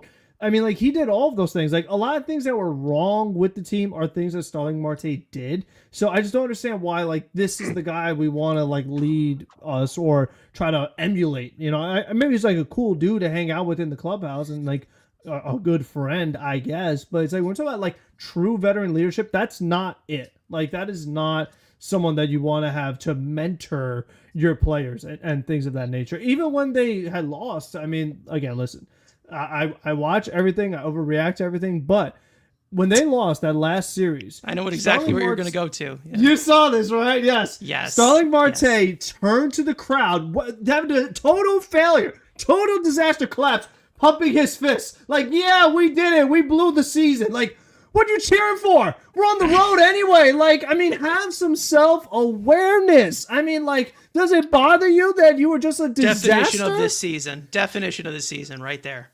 Yeah. I mean, this is who we want to lead. This is our leader. Yeah. He's best like, friends it's with okay Soto. to lose. Yay, we did it. We got through a crappy season. Yeah. Put it out of our misery. Yep. That's it. Again, I understand that Soto is friends with Marte. He probably was one of the main reasons as to why, you know, actually, no, I think there's 765 million reasons that he came over here. But again, it's this whole thing of, you know, if you let the players continue to call the shots, what good is that going to do if you don't let everybody else do their job? And there's plenty of this that I've seen from a different team. Like I said, if you want to reference hockey again, what's a hockey? I get it. But that's what happened over there. It's a country club over there. They're complacent. I don't want to see this complacency. I don't want this to continue. Shut up. I don't want this. Go hockey. I don't want this to continue. Again, it's not. I'm not here to say, oh, let's cater to the friends. Let's cater to everybody's best friends. But again, these are the types of repercussions. I blame Scott Boras. That's all. I blame Scott Boras because when you make a deal with the devil, you got to lose some kind of a limb here. When you bring in Soto here, you got him for 15 years. He's a great guy, but you got to include Starling Marte no matter what. Brandon Nimmo, 8 years. Remember, he's a Boras client too, right? What's going to be the stipulation with Pete? Free ice cream in the dugout? Is that it? Free ice cream for everybody in the stands if he hits a home run? And one of our good buddies, another fellow podcaster, Subway to Shea, Anthony Rivera, saying here in the chat, saying, hasn't Cohen given these players everything they wanted and they still can't get into the playoffs? It's weak. Exactly. And there's no way anybody can agree of just like, oh yeah, give these guys whatever the hell they want. You know, he's the star player. You failed. You failed. You have to hold it to the same standard. The team failed. Everyone wants to say it's a team game until you talk about the individual players that have a conflict of interest of fans, or they have a conflict of interest of, well, I'm going to hold this over you. This is ridiculous.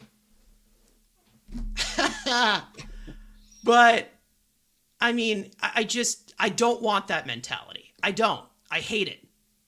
There's a reason why that hockey team makes me so sick. This is the reason why. I mean, it's just such a ridiculous way. Either you're coming from the fans' emotions or you're coming from the emotions of the players. It's like you're getting millions and millions and millions of dollars. I'm sorry, I just don't feel bad. I don't. Because I don't know them as people. I just don't. It's just like changes have to be made when you fail. You have to make changes. Something's got to go. And one of those pivotal pieces that we can even talk about and bring up, Jeff McNeil just underwent a procedure for thoracic outlet syndrome. I didn't even know that position players get that. So is he not going to be traded because of that now? Is that a factor as well? Because he ain't getting any older. He ain't getting any younger. So it's like, what can move here? What? For the same team that continues to fail. And that's the reason why we say, maybe slow the brakes on Pete Alonso and consider other options. He doesn't have to be the guy that goes. And maybe they could bring him back in some sort of way and make those options. But it's like, there's other guys here where it makes it either crowded, they're too old, they got to change something. Something's got to change.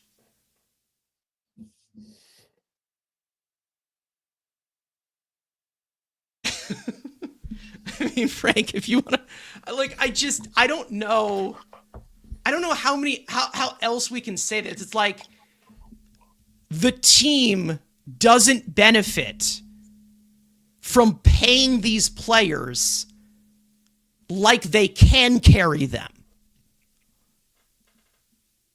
And that's that whole discussion of give Pete Alonso $200 million because that's what he deserves. And he's been so great for this team. That's great. But what are you changing within the team? Nothing. And maybe they're coached better. Maybe that's what they need. They just need new coaches. But you're going to sit here and say that since Pete Alonso's been here, it's been 7 years, that's the only coaching change that needs to be made. I'm sorry, I have questions here. Especially from a report we just got of, it's like, oh, I need my friends Marte and Alonso, but like, you're telling me that's it? It's just they're poorly coached, which again I agree with.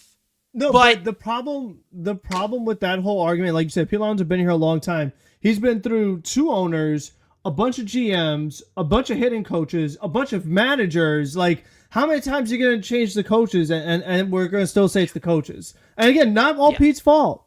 Not all Pete's fault. No, but no one's saying something has to change. And again, it's like the Mets put themselves in this, like I said, they put themselves in this position. When they decided to keep Nimmo, they extended Jeff McNeil. Like, you could end up in this scenario. Listen, how could you avoid this? I don't know. Maybe pay Pete Alonso when he was like a second-year player. You could have done that before Pete Alonso even hired Boris. You could just extend him there, like most teams in Major League Baseball do. They extend the young players that they prioritize, and more times than not, they get great value. They don't have to pay an astronomical amount before they even get a Scott Boras in their corner. So it's like, again, the Mets put themselves in this situation with multiple decisions that they made when you kind of have to know the consequences. Like, it doesn't all just work out. You get to keep all your guys for however much money you want to and have all your favorite players. Like, that's not how it works. I mean, a lot of times there is a business side to it.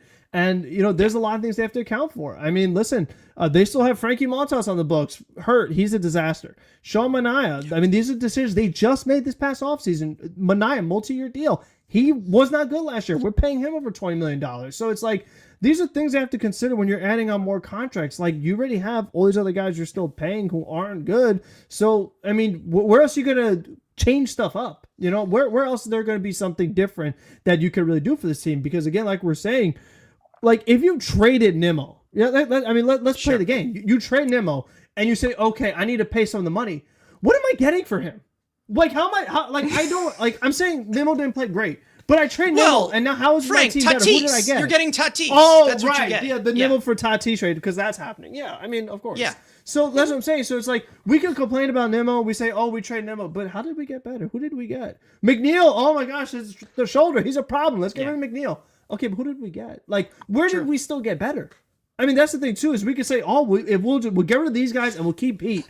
Okay, but now who's playing left field? Who's playing second base? And you don't keep Pete. Who's playing first base? Like, there's still just a lot of things that have to be figured out here. And for me, when we talk about the suitors, I don't understand why the Yankees aren't a bigger suitor. I don't get that. Like, they have an opening at first base with a willingness to spend and a guy who played in New York.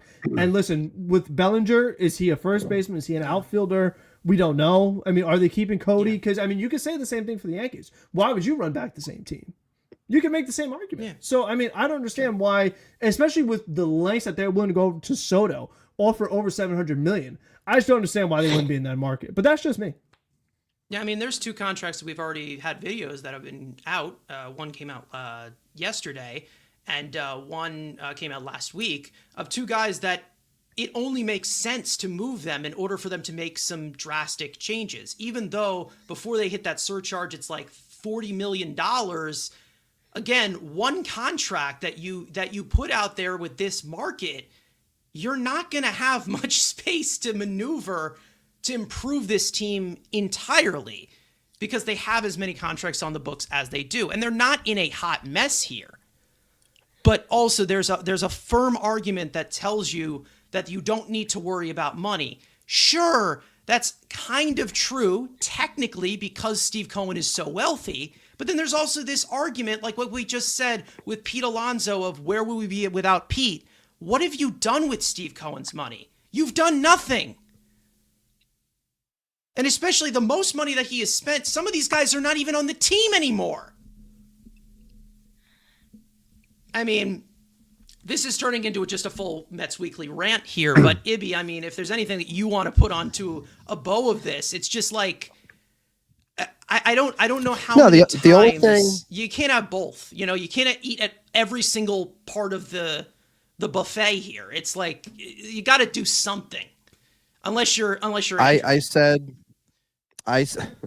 had said episode 1 of TilMetsDoUsPart, and that was 4 years ago. Now we're on episode 218 tomorrow, and I said that money with Steve Cohen. Money was going to be the downfall of the Met fan base because they think that you're going to get every single player. Everything's going to be $30 million players, every position.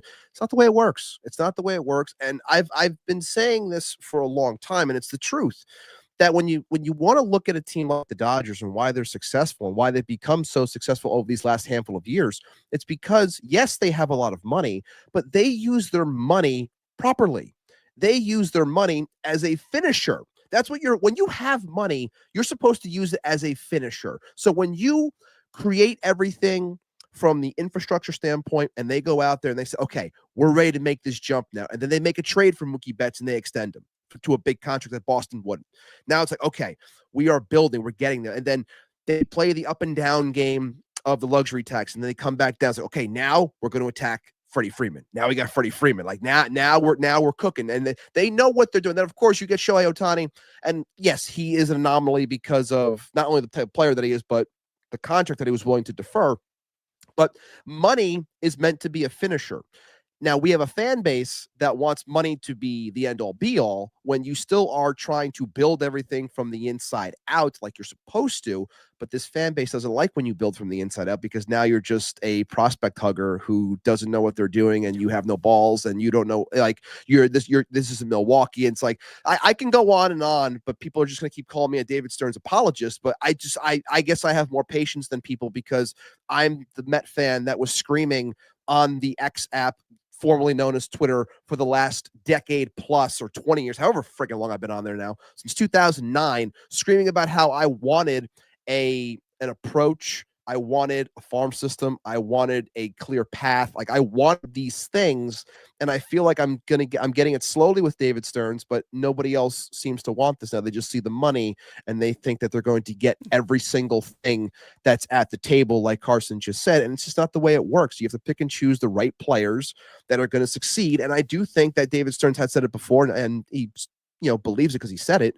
That being, there are certain types of players that one can see if they're going to fit in New York or not. And we all know that the Met jersey weighs a little bit more than the Yankee jersey when playing in New York. So it's about making the right call on certain players.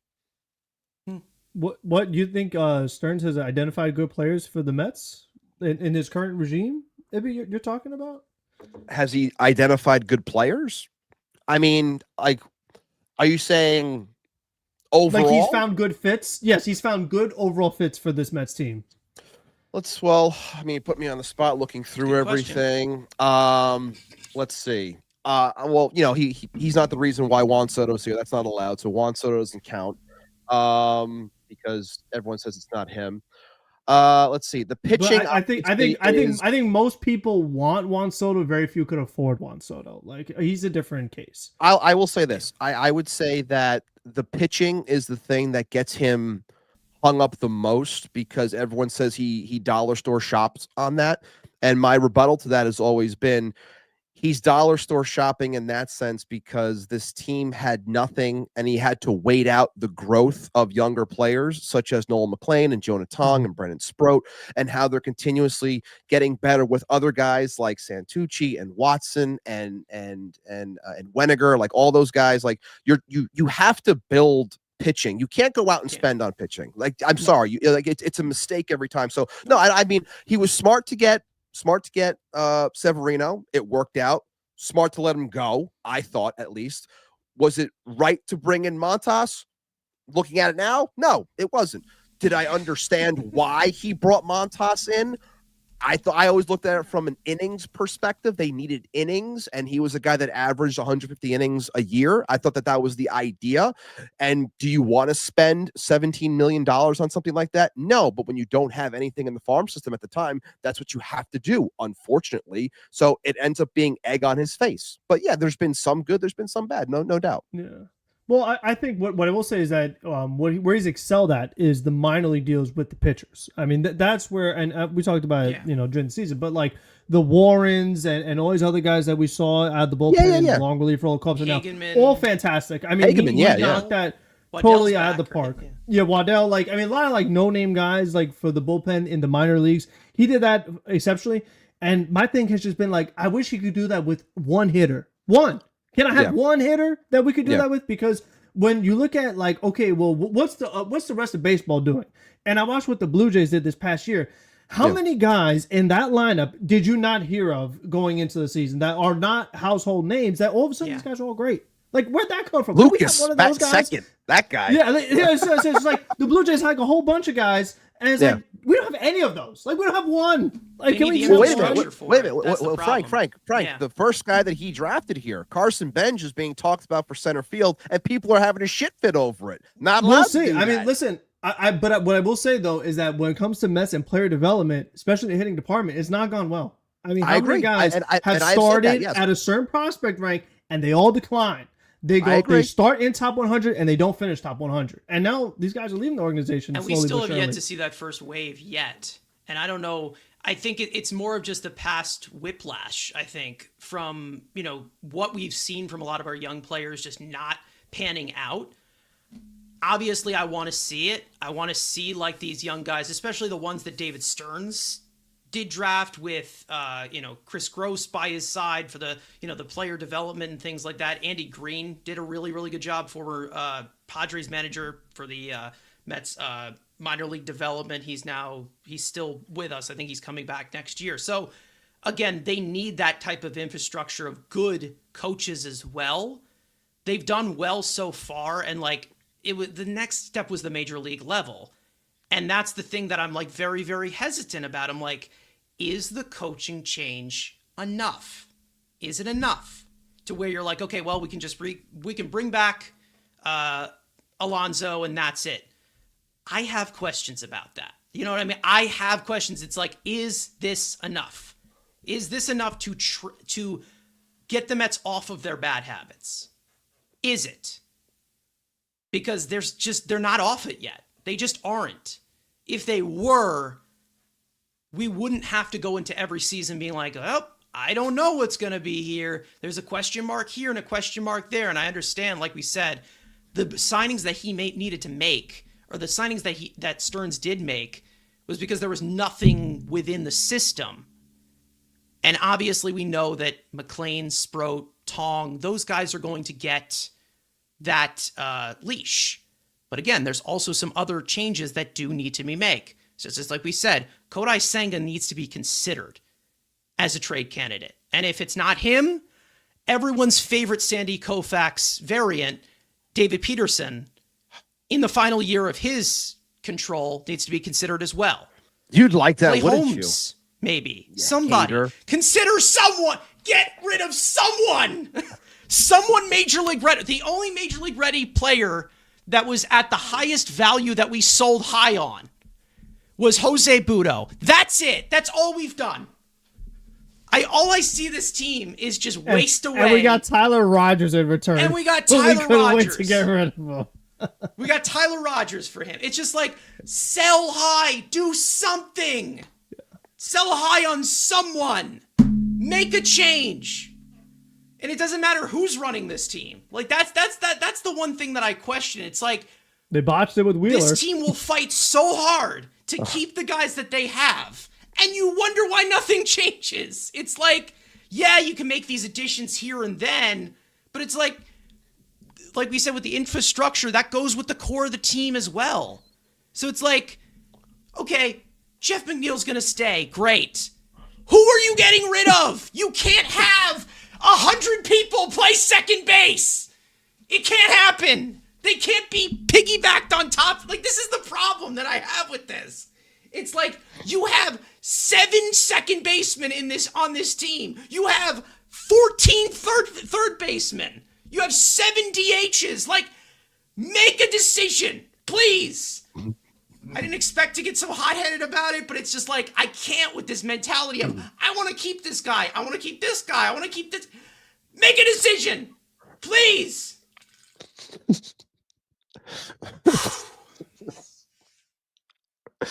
You okay? Okay, I'm good. Okay, just want to make sure. Anyways. Heyman Blood reports pressure's a that little the high. Mets are taking offers for McNeil. They won't trade him anyway. He's too important. Who cares? Taking offers? No They're one's taking calling. offers on him. Taking offers. They're taking. Oh, good. Who the hell's Too bad. The calling? whole team likes him, and he's best friends with the vending machine operator at City Field, so he's gonna stay. Anyways, I mean, just unreal. Anyways, let's talk about. That's hilarious. Yeah. Taking I offers. just I don't know how many times it's like I don't know how many times we can just go in this circle constantly over and over again. Well, it's like these are movable pieces. Okay, move them. Move them then. Do something. Provide some flexibility, please. Something. It would be great. But no. This guy's the best option. This guy's the lowest. This guy has the highest floor. Even though it's done nothing for us, let's keep him. It's just, I can't, like, do something different. The morale of the team was so important with Jose Iglesias here, but can't get rid of any core members who display that as leaders. Unbelievable. Anyways, speaking of possible guys that we can bring in, there's another guy that the Mets were attached to over this past week. Recently, even during the season, there were some reports about the Mets being linked to Cody Bellinger. Now, I do want to talk about Cody Bellinger because he does kind of fit into this Pete Alonso discussion. Obviously, with his flexibility, willing to play first base, and maybe he adds into that equation here. As for Cody Bellinger, give a little bit of a profile here as to what he is on the free agent market. We obviously got this report from John Heyman. Cody Bellinger being a Boras client. There's a connection there, obviously. Cody Bellinger last year had a great year in the pinstripes over there in the Bronx at 125 weighted runs created plus, 29 homers, 98 runs batted in. That is not his correct slash line. I don't know why that is in there. That's a typo. But this was actually created, I don't know, at 2 o'clock in the morning. So excuse that. Anyways, exit velocities are not the best, but we all know that he is a big pull side hitter. So obviously some better quality of contact from that side that improves that. Obviously has become better of a contact hitter over the course of his career. Against left-handed pitching, reverse splits, a 180 weighted runs created plus against left-handed pitching, 105 weighted runs created plus against right-handed pitching. Then he also adds that little bit of element of versatility, defensive value. He also can swipe maybe 15 to 20 bags if you need him to. Strong arm out there in the outfield, and likely he can play center field, maybe left field if you need to, take Nimmo off his feet for a little bit. And he also could possibly play first base, which the Mets, as of right now, have an opening for. Cody Bellinger. Now, we don't have the biggest Cody Bellinger supporter on the panel today. We could have had him, but he was not able to join us, and that being Ibby's co-host in John. So either way. I got to bring back the belly bell now. Unbelievable. Yeah. Do you, I don't know if you have that on tap, but anyways, again, another Boris client. So deal with the devil. I don't know. But again, I get it. I think that it makes this team better in structure, but there's got to be some limitations in if they are actually pursuing somebody like Cody Bellinger, or this is kind of just a push, which would be a weird push, to be honest, because they're both Boris clients, to kind of hurry things up with Pete Alonso. But I would not say so, because you're in the middle of November. So, Frank, I'll go to you here. Bellinger will help, obviously. It's not perfect. It's not the perfect solution, but it definitely fits in needs that this team is, needing, let's just say, in overall, I don't know, tools, I'd say. Tools, versatility, ability. He's not 35 years old and needs to be a DH. It would be something different, because I feel like when it comes to positional versatility, it's not something this team has that much of. I know, like Carson always says, McNeil's like that super utility guy, like kind of, but not really a master at anything. How can we get rid of him? But not providing too much offensively. But Bellinger definitely does bring some different things to the table. But however, I mean, like when we talk about the fit, it is tough, because I feel like in a vacuum, like Pete Alonso is the better hitter than Cody Bellinger as far as what he could provide. But with Cody, it's like I want him to be kind of bundled with something. And this kind of we're against that whole like quantity over quality approach. It's like, so the scenario is, do I have Alonso or do I have Bellinger plus something else? Because like we said, there's multiple issues with this team. And I think one thing we haven't really talked about much in this episode is that like center field is a problem too. Like we know that they keep getting these very defensive first center fielders who are just so bad offensively, and getting a two-way guy is not a thing. Like unless Carson Bench, I mean, there's that report that he's going to, actually be a threat in spring training, unless he magically shows up and he saves the day, center field offense is going to be an issue. And at this rate, maybe defense too, because who's going to play center field? Is it going to be Tyrone Taylor again for a third year in a row? Is that God, a I hope plan? so. So, I mean, listen, I can't say I love that. I like someone who can provide some offensive upside at the center field position. So I feel like with Bellinger, if he means Bellinger plus something else, I'm more on board with it. But overall, again, like we say, a lot of times price depends. I mean, I'm not overpaying to get him, but I think that the versatility is something that can be considered. It's something where, again, it's about long-term flexibility and different things that can happen. Okay, you put Cody at first base next year, maybe Clifford comes up and then you can move Bellinger to the outfield, or vice versa. Like you need him in the outfield first, or there's like so many different things you could do when you have a guy that like there's multiple options. With Pete, it's like first base and DH and that's it. Like there's nothing to talk about. With Bellinger, it's like, oh well, maybe I could move Nimmo if you did trade Nimmo. I could put Bellinger in left field. Oh, I could put Soto at DH. I put Bellinger in right field. Like it just gives you more avenues to explore as time goes on. But overall, it's like I just need something else with him, and I think too. He's a different kind of player, and like we talk about, we have a new hitting coach. How's that going to work? Cody Bellinger is a guy that pulls the ball. I mean, that is what he does. I know Carson likes that, but is that what the Mets front office wants? Is that what their new hitting coach wants? This guy did not have a single home run to center field, left center, or left field. Everything was right field. Every single one of his home runs. Playing in Yankee Stadium as a left-hand hitter. One of the things, since we're going over Bellinger, I feel like we have to talk about it. Huge reverse splits last year. I mean, he hit 353 against lefties. Brought that up, OPS over 1,000, more walks than strikeouts. So that's something that is appealing to me. I mean, if you talk about, if you did like Bellinger and Naylor, it's too many lefties. But if one of the guys has reverse splits, is it the worst thing in the world? Would you rather have how much Pete gives you total bases wise, or give me Naylor and Bellinger? It's something that maybe too many lefties, but what's out there? So you're saying we need to get rid of a left-handed hitter. That's what you're saying. Hey, listen, I didn't say McNeil. McNeil has to stay. I mean, he's one of the guys that... There's no way he can't. Someone's got to stay forever. McNeil's got to be the one. He can't go. We can't let homegrown guys go. You did it to the guy wearing 30, but it's not like that matters. That guy stinks.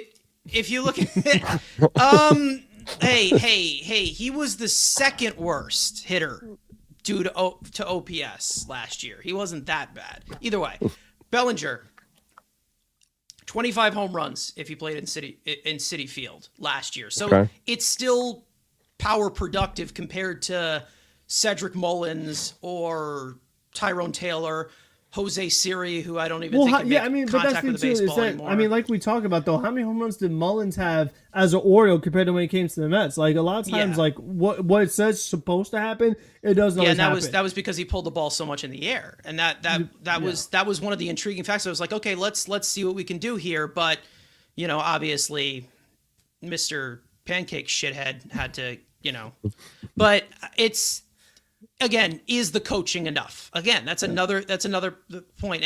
And like you said, he does pull the ball a lot, and that's something that is redeeming, especially for a guy with kind of erratic quality of contact. But he has that uppercut swing too. I mean, big time. He might break his back doing it. That's my and problem. He has had his injuries in the past. I mean, Bellinger's Shoulder. a good player, but not what he was.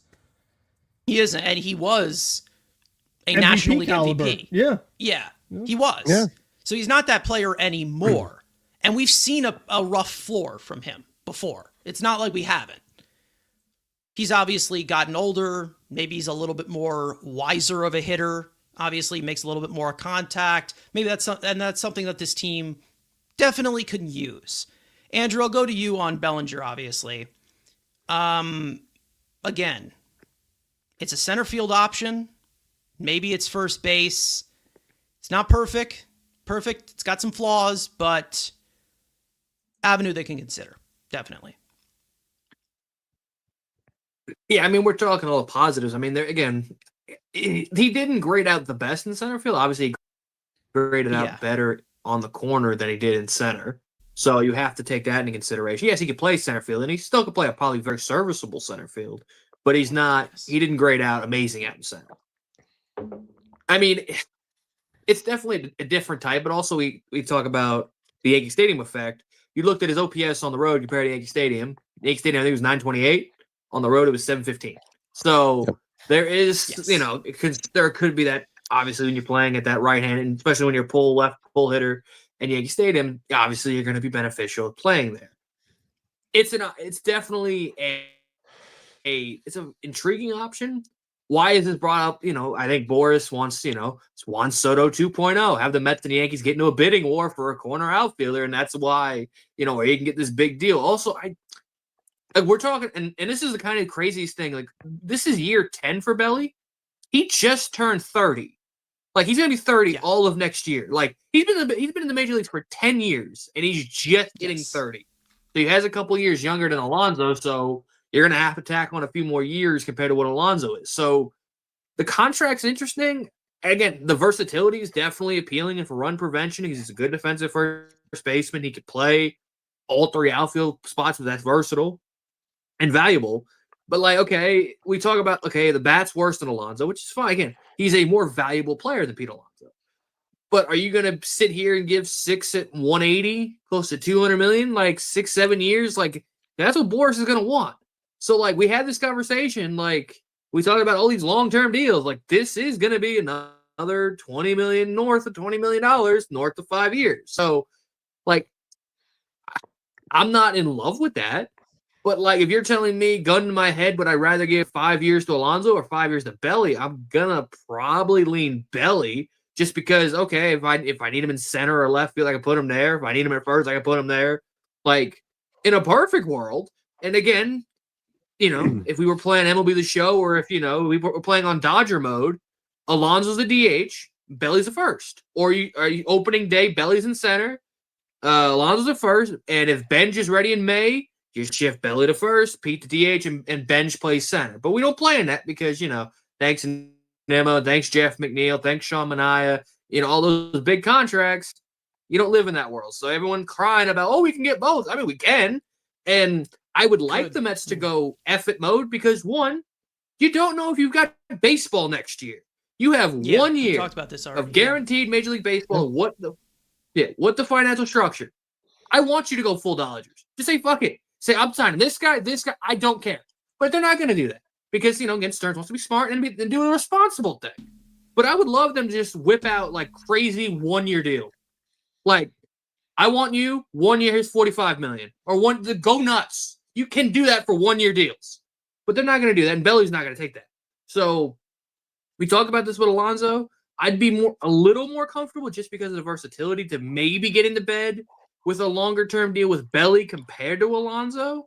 But again, you're also looking at two different archetypes. So it's like, if it's a 7-year deal, I'm out. But again, that's probably what it's going to be because a lot of teams are going to be interested. He does have a qualifying offer attached to him. So that's the other thing. You're going to give up a draft pick plus give term to a guy. It's an interesting option. It's not the perfect option. But again, if you're losing Pete Alonso, you're getting some versatility. And like Frank said, maybe if it's Bellinger plus, trading for Yandy Diaz, going after Murakami, the other one. What the hell is his name? Okamoto. Like Okamoto's better defensively at first base. So you give him, and plays first and third. So it gives you better, and he's a better defender compared to Murakami. So if we're talking that, I'd much prefer that than just giving the big money to Alonso. But again, it's going to be 5, 6, 7-year deal for Bellinger. And if we're not comfortable with that, what makes you think the guy that's proven in New York in a Met uniform, compared to a Yankee uniform, well, that would real sit well with Mets fans. Hey, let Alonso go, the guy, and then just go pay a guy that was non-tendered a few years ago and give him 7 years. That would go over really well on the Mets Twitter fan base. Great. Well, they already chose Jeff McNeil to extend before Pete Alonso, so whatever. It's just whatever. Batting champion though, so that's great. No, anyways, but to recap what Andrew just said, he wants to whip it out and get into bed. That's what he said. Okay. Hey, you said both of those things, so we can take it completely out of context. And hey, I'm the only one with the editing mouse. All right, it's just me. All right. Anyways, Ibby, the thought of Bellinger, obviously your partner would probably advocate for this a little bit more, but we don't have access to him as of right now. Again, it goes into more of the roster construction of who plays what position and who can play what position, and that flexibility of maybe giving a leeway to a Benj if he so wants to, if they do want to in center field, if he's ready, which is their every right because he's their first round pick. I mean, there's got to be limits here, but I do think that this helps the team theoretically on paper. Yeah, I think that everything that Frank had mentioned when it comes to the versatility is definitely something that plays big here, especially for someone like Stearns, because his team does lack some flexibility in that sense.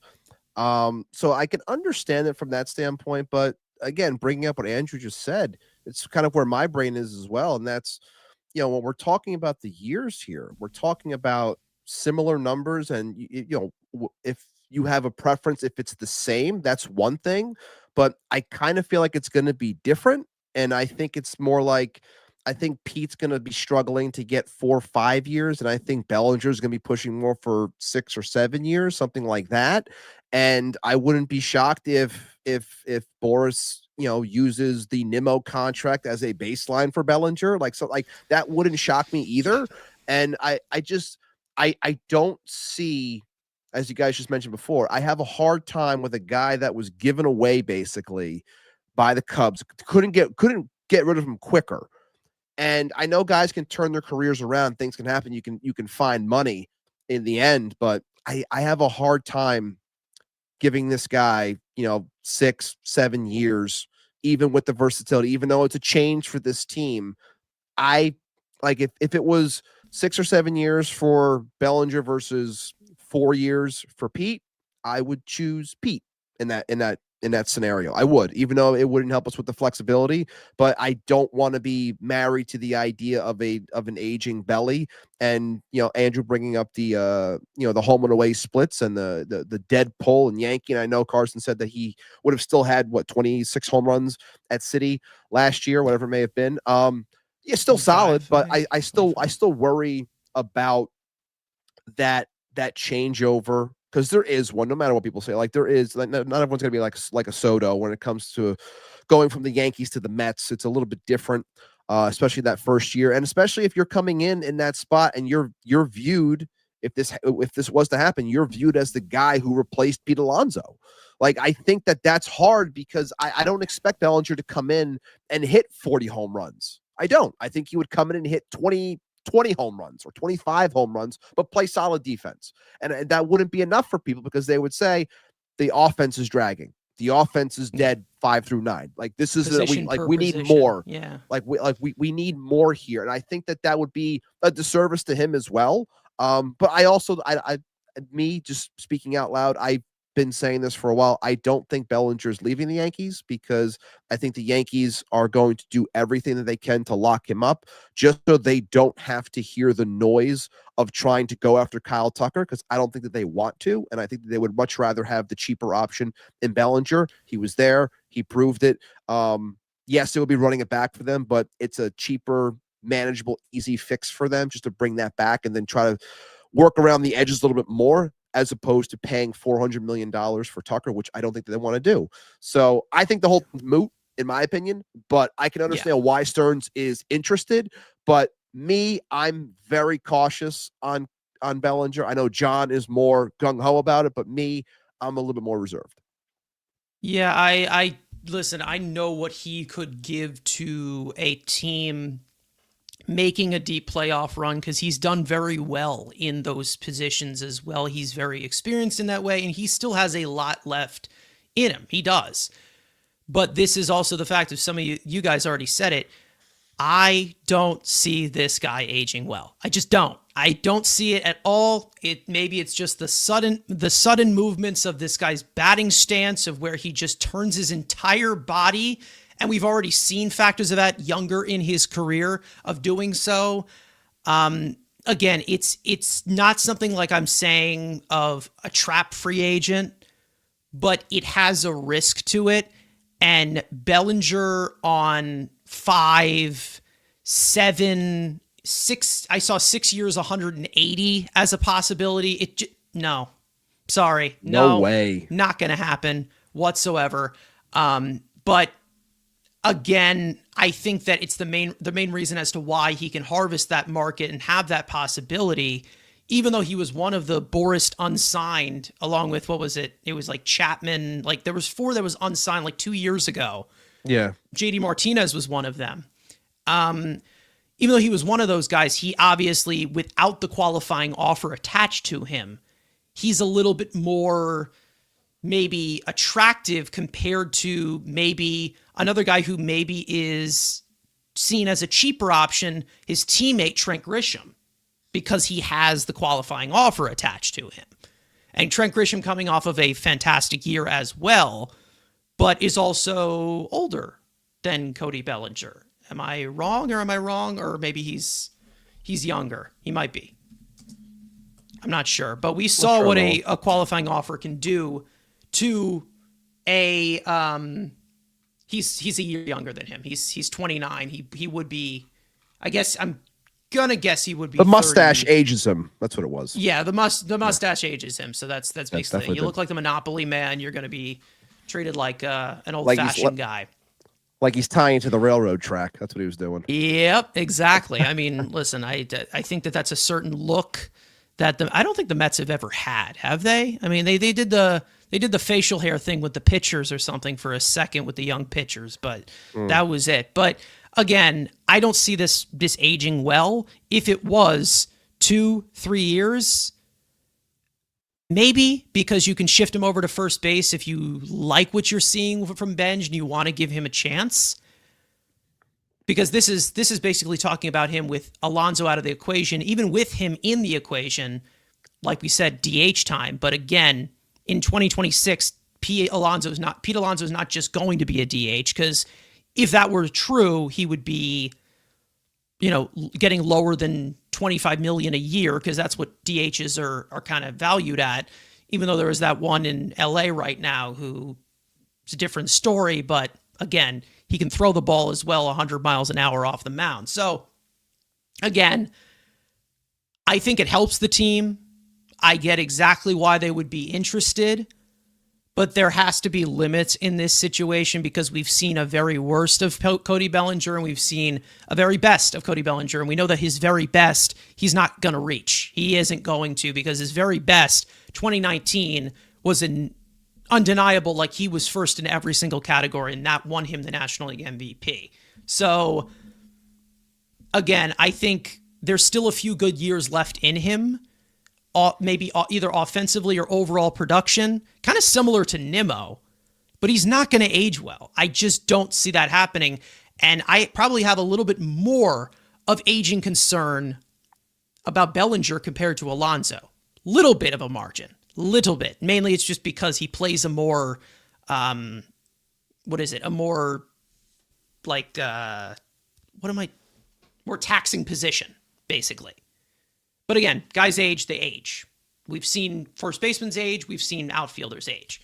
But again, I won't be mad at it, but it would be one of those situations where when we talked about like Starling Marte, it's like 4 years is a lot. Like that's a lot. Like that's a lot to give.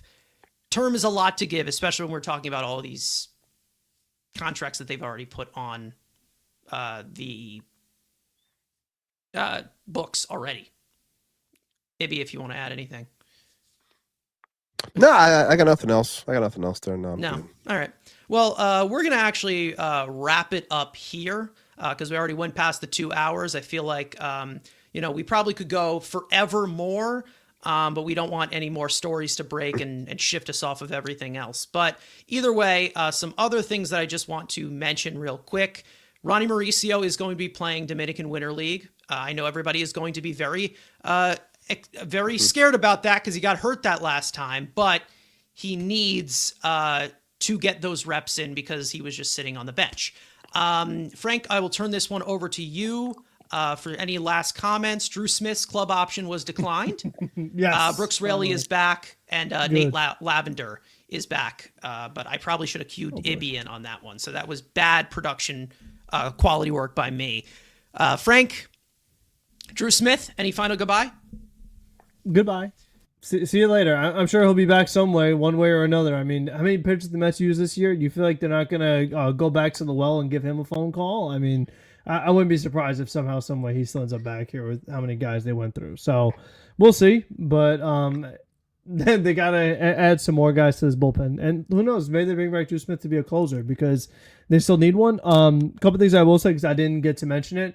I've seen two names that have been out there just in the rumor mill as potentially being available players. Two of my favorite guys, Freddie Peralta and Pete Fairbanks. I get one of them, I'm thrilled. I get both, I'd be really happy. I've talked about those guys for years, so I hope that somehow, some way the Mets get one of them soon, if possible. But something, I would like for us to have some kind of player to talk about next time we do this. And if Carson is frozen forever, I'm not going to complain about that either. Now he's gone. So there's a new sheriff in town. Oh, boy. That is... Was not expecting that. We definitely went over... On Beatty's birthday. Beautiful. On Beatty's birthday. I love it. We maxed them out. Oh, wow. Beatty just blew out the candles. That's what it was. And he said, I want Carson gone. And just like that. That was Beatty's birthday wish. And he got Thanos snapped. And he's gone. That's it. I mean, all of the haters. Gone, dead forever. But wait, Ivy, then if all the haters are gone, you're gonna need a new co-host. Like we need a new co-host because Saps is right there with him, and I think Ivy's now gone. Yeah, people are traveling like flies. Yeah. I'm good. I'm there we are. I'm back. We lost another one. Mr. Stark, I don't feel so good. I thought I was going next. Exactly. It's like, oh my god, we're losing everybody. But I guess I'll say my final words and then we'll get him out of here. Yeah, go for it. Obviously, we're getting a couple videos out a week. We're gonna probably bulk record a couple more, maybe 2 next week. We'll see. Obviously, we're gonna at least try to get 1 out a week. And for me, obviously, waiting for the non-tender deadline to hit for my yearly, to show David Stearns how to be a big market GM simulation. Obviously, we do it every year. Once the non-tender deadline is passed, that'll be out. We'll hit our couple of traditional videos coming soon, as always, to the off-season Mets Weekly content. Yeah. Okay. I don't know what happened here, but do you guys hear me? No, I don't hear me. Yeah, we hear you. All right. We can't see you, but we hear you. Yeah, you can't see me because for some reason I think my camera thinks I'm on in some other application and something just shut off there. But did you guys go I thought it was your John there? Cena tribute for being a Grand Slam champion. Okay. Now it just sounds like my conscience. I don't know what the hell that means, but hey, you guys been hollering at hockey the whole time, so I guess I deserved that. I don't know. But did we get to Ibby? Ibby, if there's anything yeah. you want to... The last Yeah. thing I'll just put out there is I'm very interested to see how this off season continues. Whether when you guys go live, I'll be in the comment section as often as I am. We go live tomorrow. Maybe something will happen. We will be having Will Salmon from The Athletic on our show tomorrow, talking all things GM meetings, talking about the Mets offseason outlook, what he's been hearing, what might be on the horizon. I'm sure we'll talk plenty about the likes of Alonso and Bellinger as well as Edwin Diaz. So if you are new to the show or you never heard of us, this is the first time you're seeing me, whatever it may be, head on over to TilMetsDoUsPart tomorrow at 5:30 here on YouTube as well as X to check out our conversation with Will Salmon. But as always, thank you guys for having me on. It's always a pleasure. It's always fun. I love talking ball with you. And yeah, thank you so much. Yeah. And you guys can go see, again, his show that is Ibby and John, his co-host, who was not able to make it tonight. But all those links are in the description, so make sure to go follow them. And again, like he said, his show tomorrow. You guys are usually on Wednesday, but usually on this Wednesday, time you yes. On Friday. Yeah. Yes, because Yeah. it was waiting for him to come post GM meetings. That's all. All right. So either way, we're going to end it off here. Again, I don't know what the hell just happened to my technology, but hey, technology, it happens. Thank you guys so much for watching. I hope you guys enjoyed the conversation. Thank you guys so much for watching or listening. If you are on playback, you want to join the conversation live in the future, make sure to subscribe to the Mets Weekly YouTube channel. Turn on those post notifications to not miss when we go live all off season long. Make sure to follow Mets Weekly on X and on TikTok. Follow all of us individually. Let's go Mets. Again, we've got a long off season ahead of us. So hold your breath. Don't believe every single report that you see. Don't panic. Decisions are going to be made. I don't know. Panic, Okay, everybody scream. All right. Well, we're gonna deal with Ibby's panic attack off stream, and we'll see you guys next time. Happy birthday, Prep 80. Yeah, sure, that as well.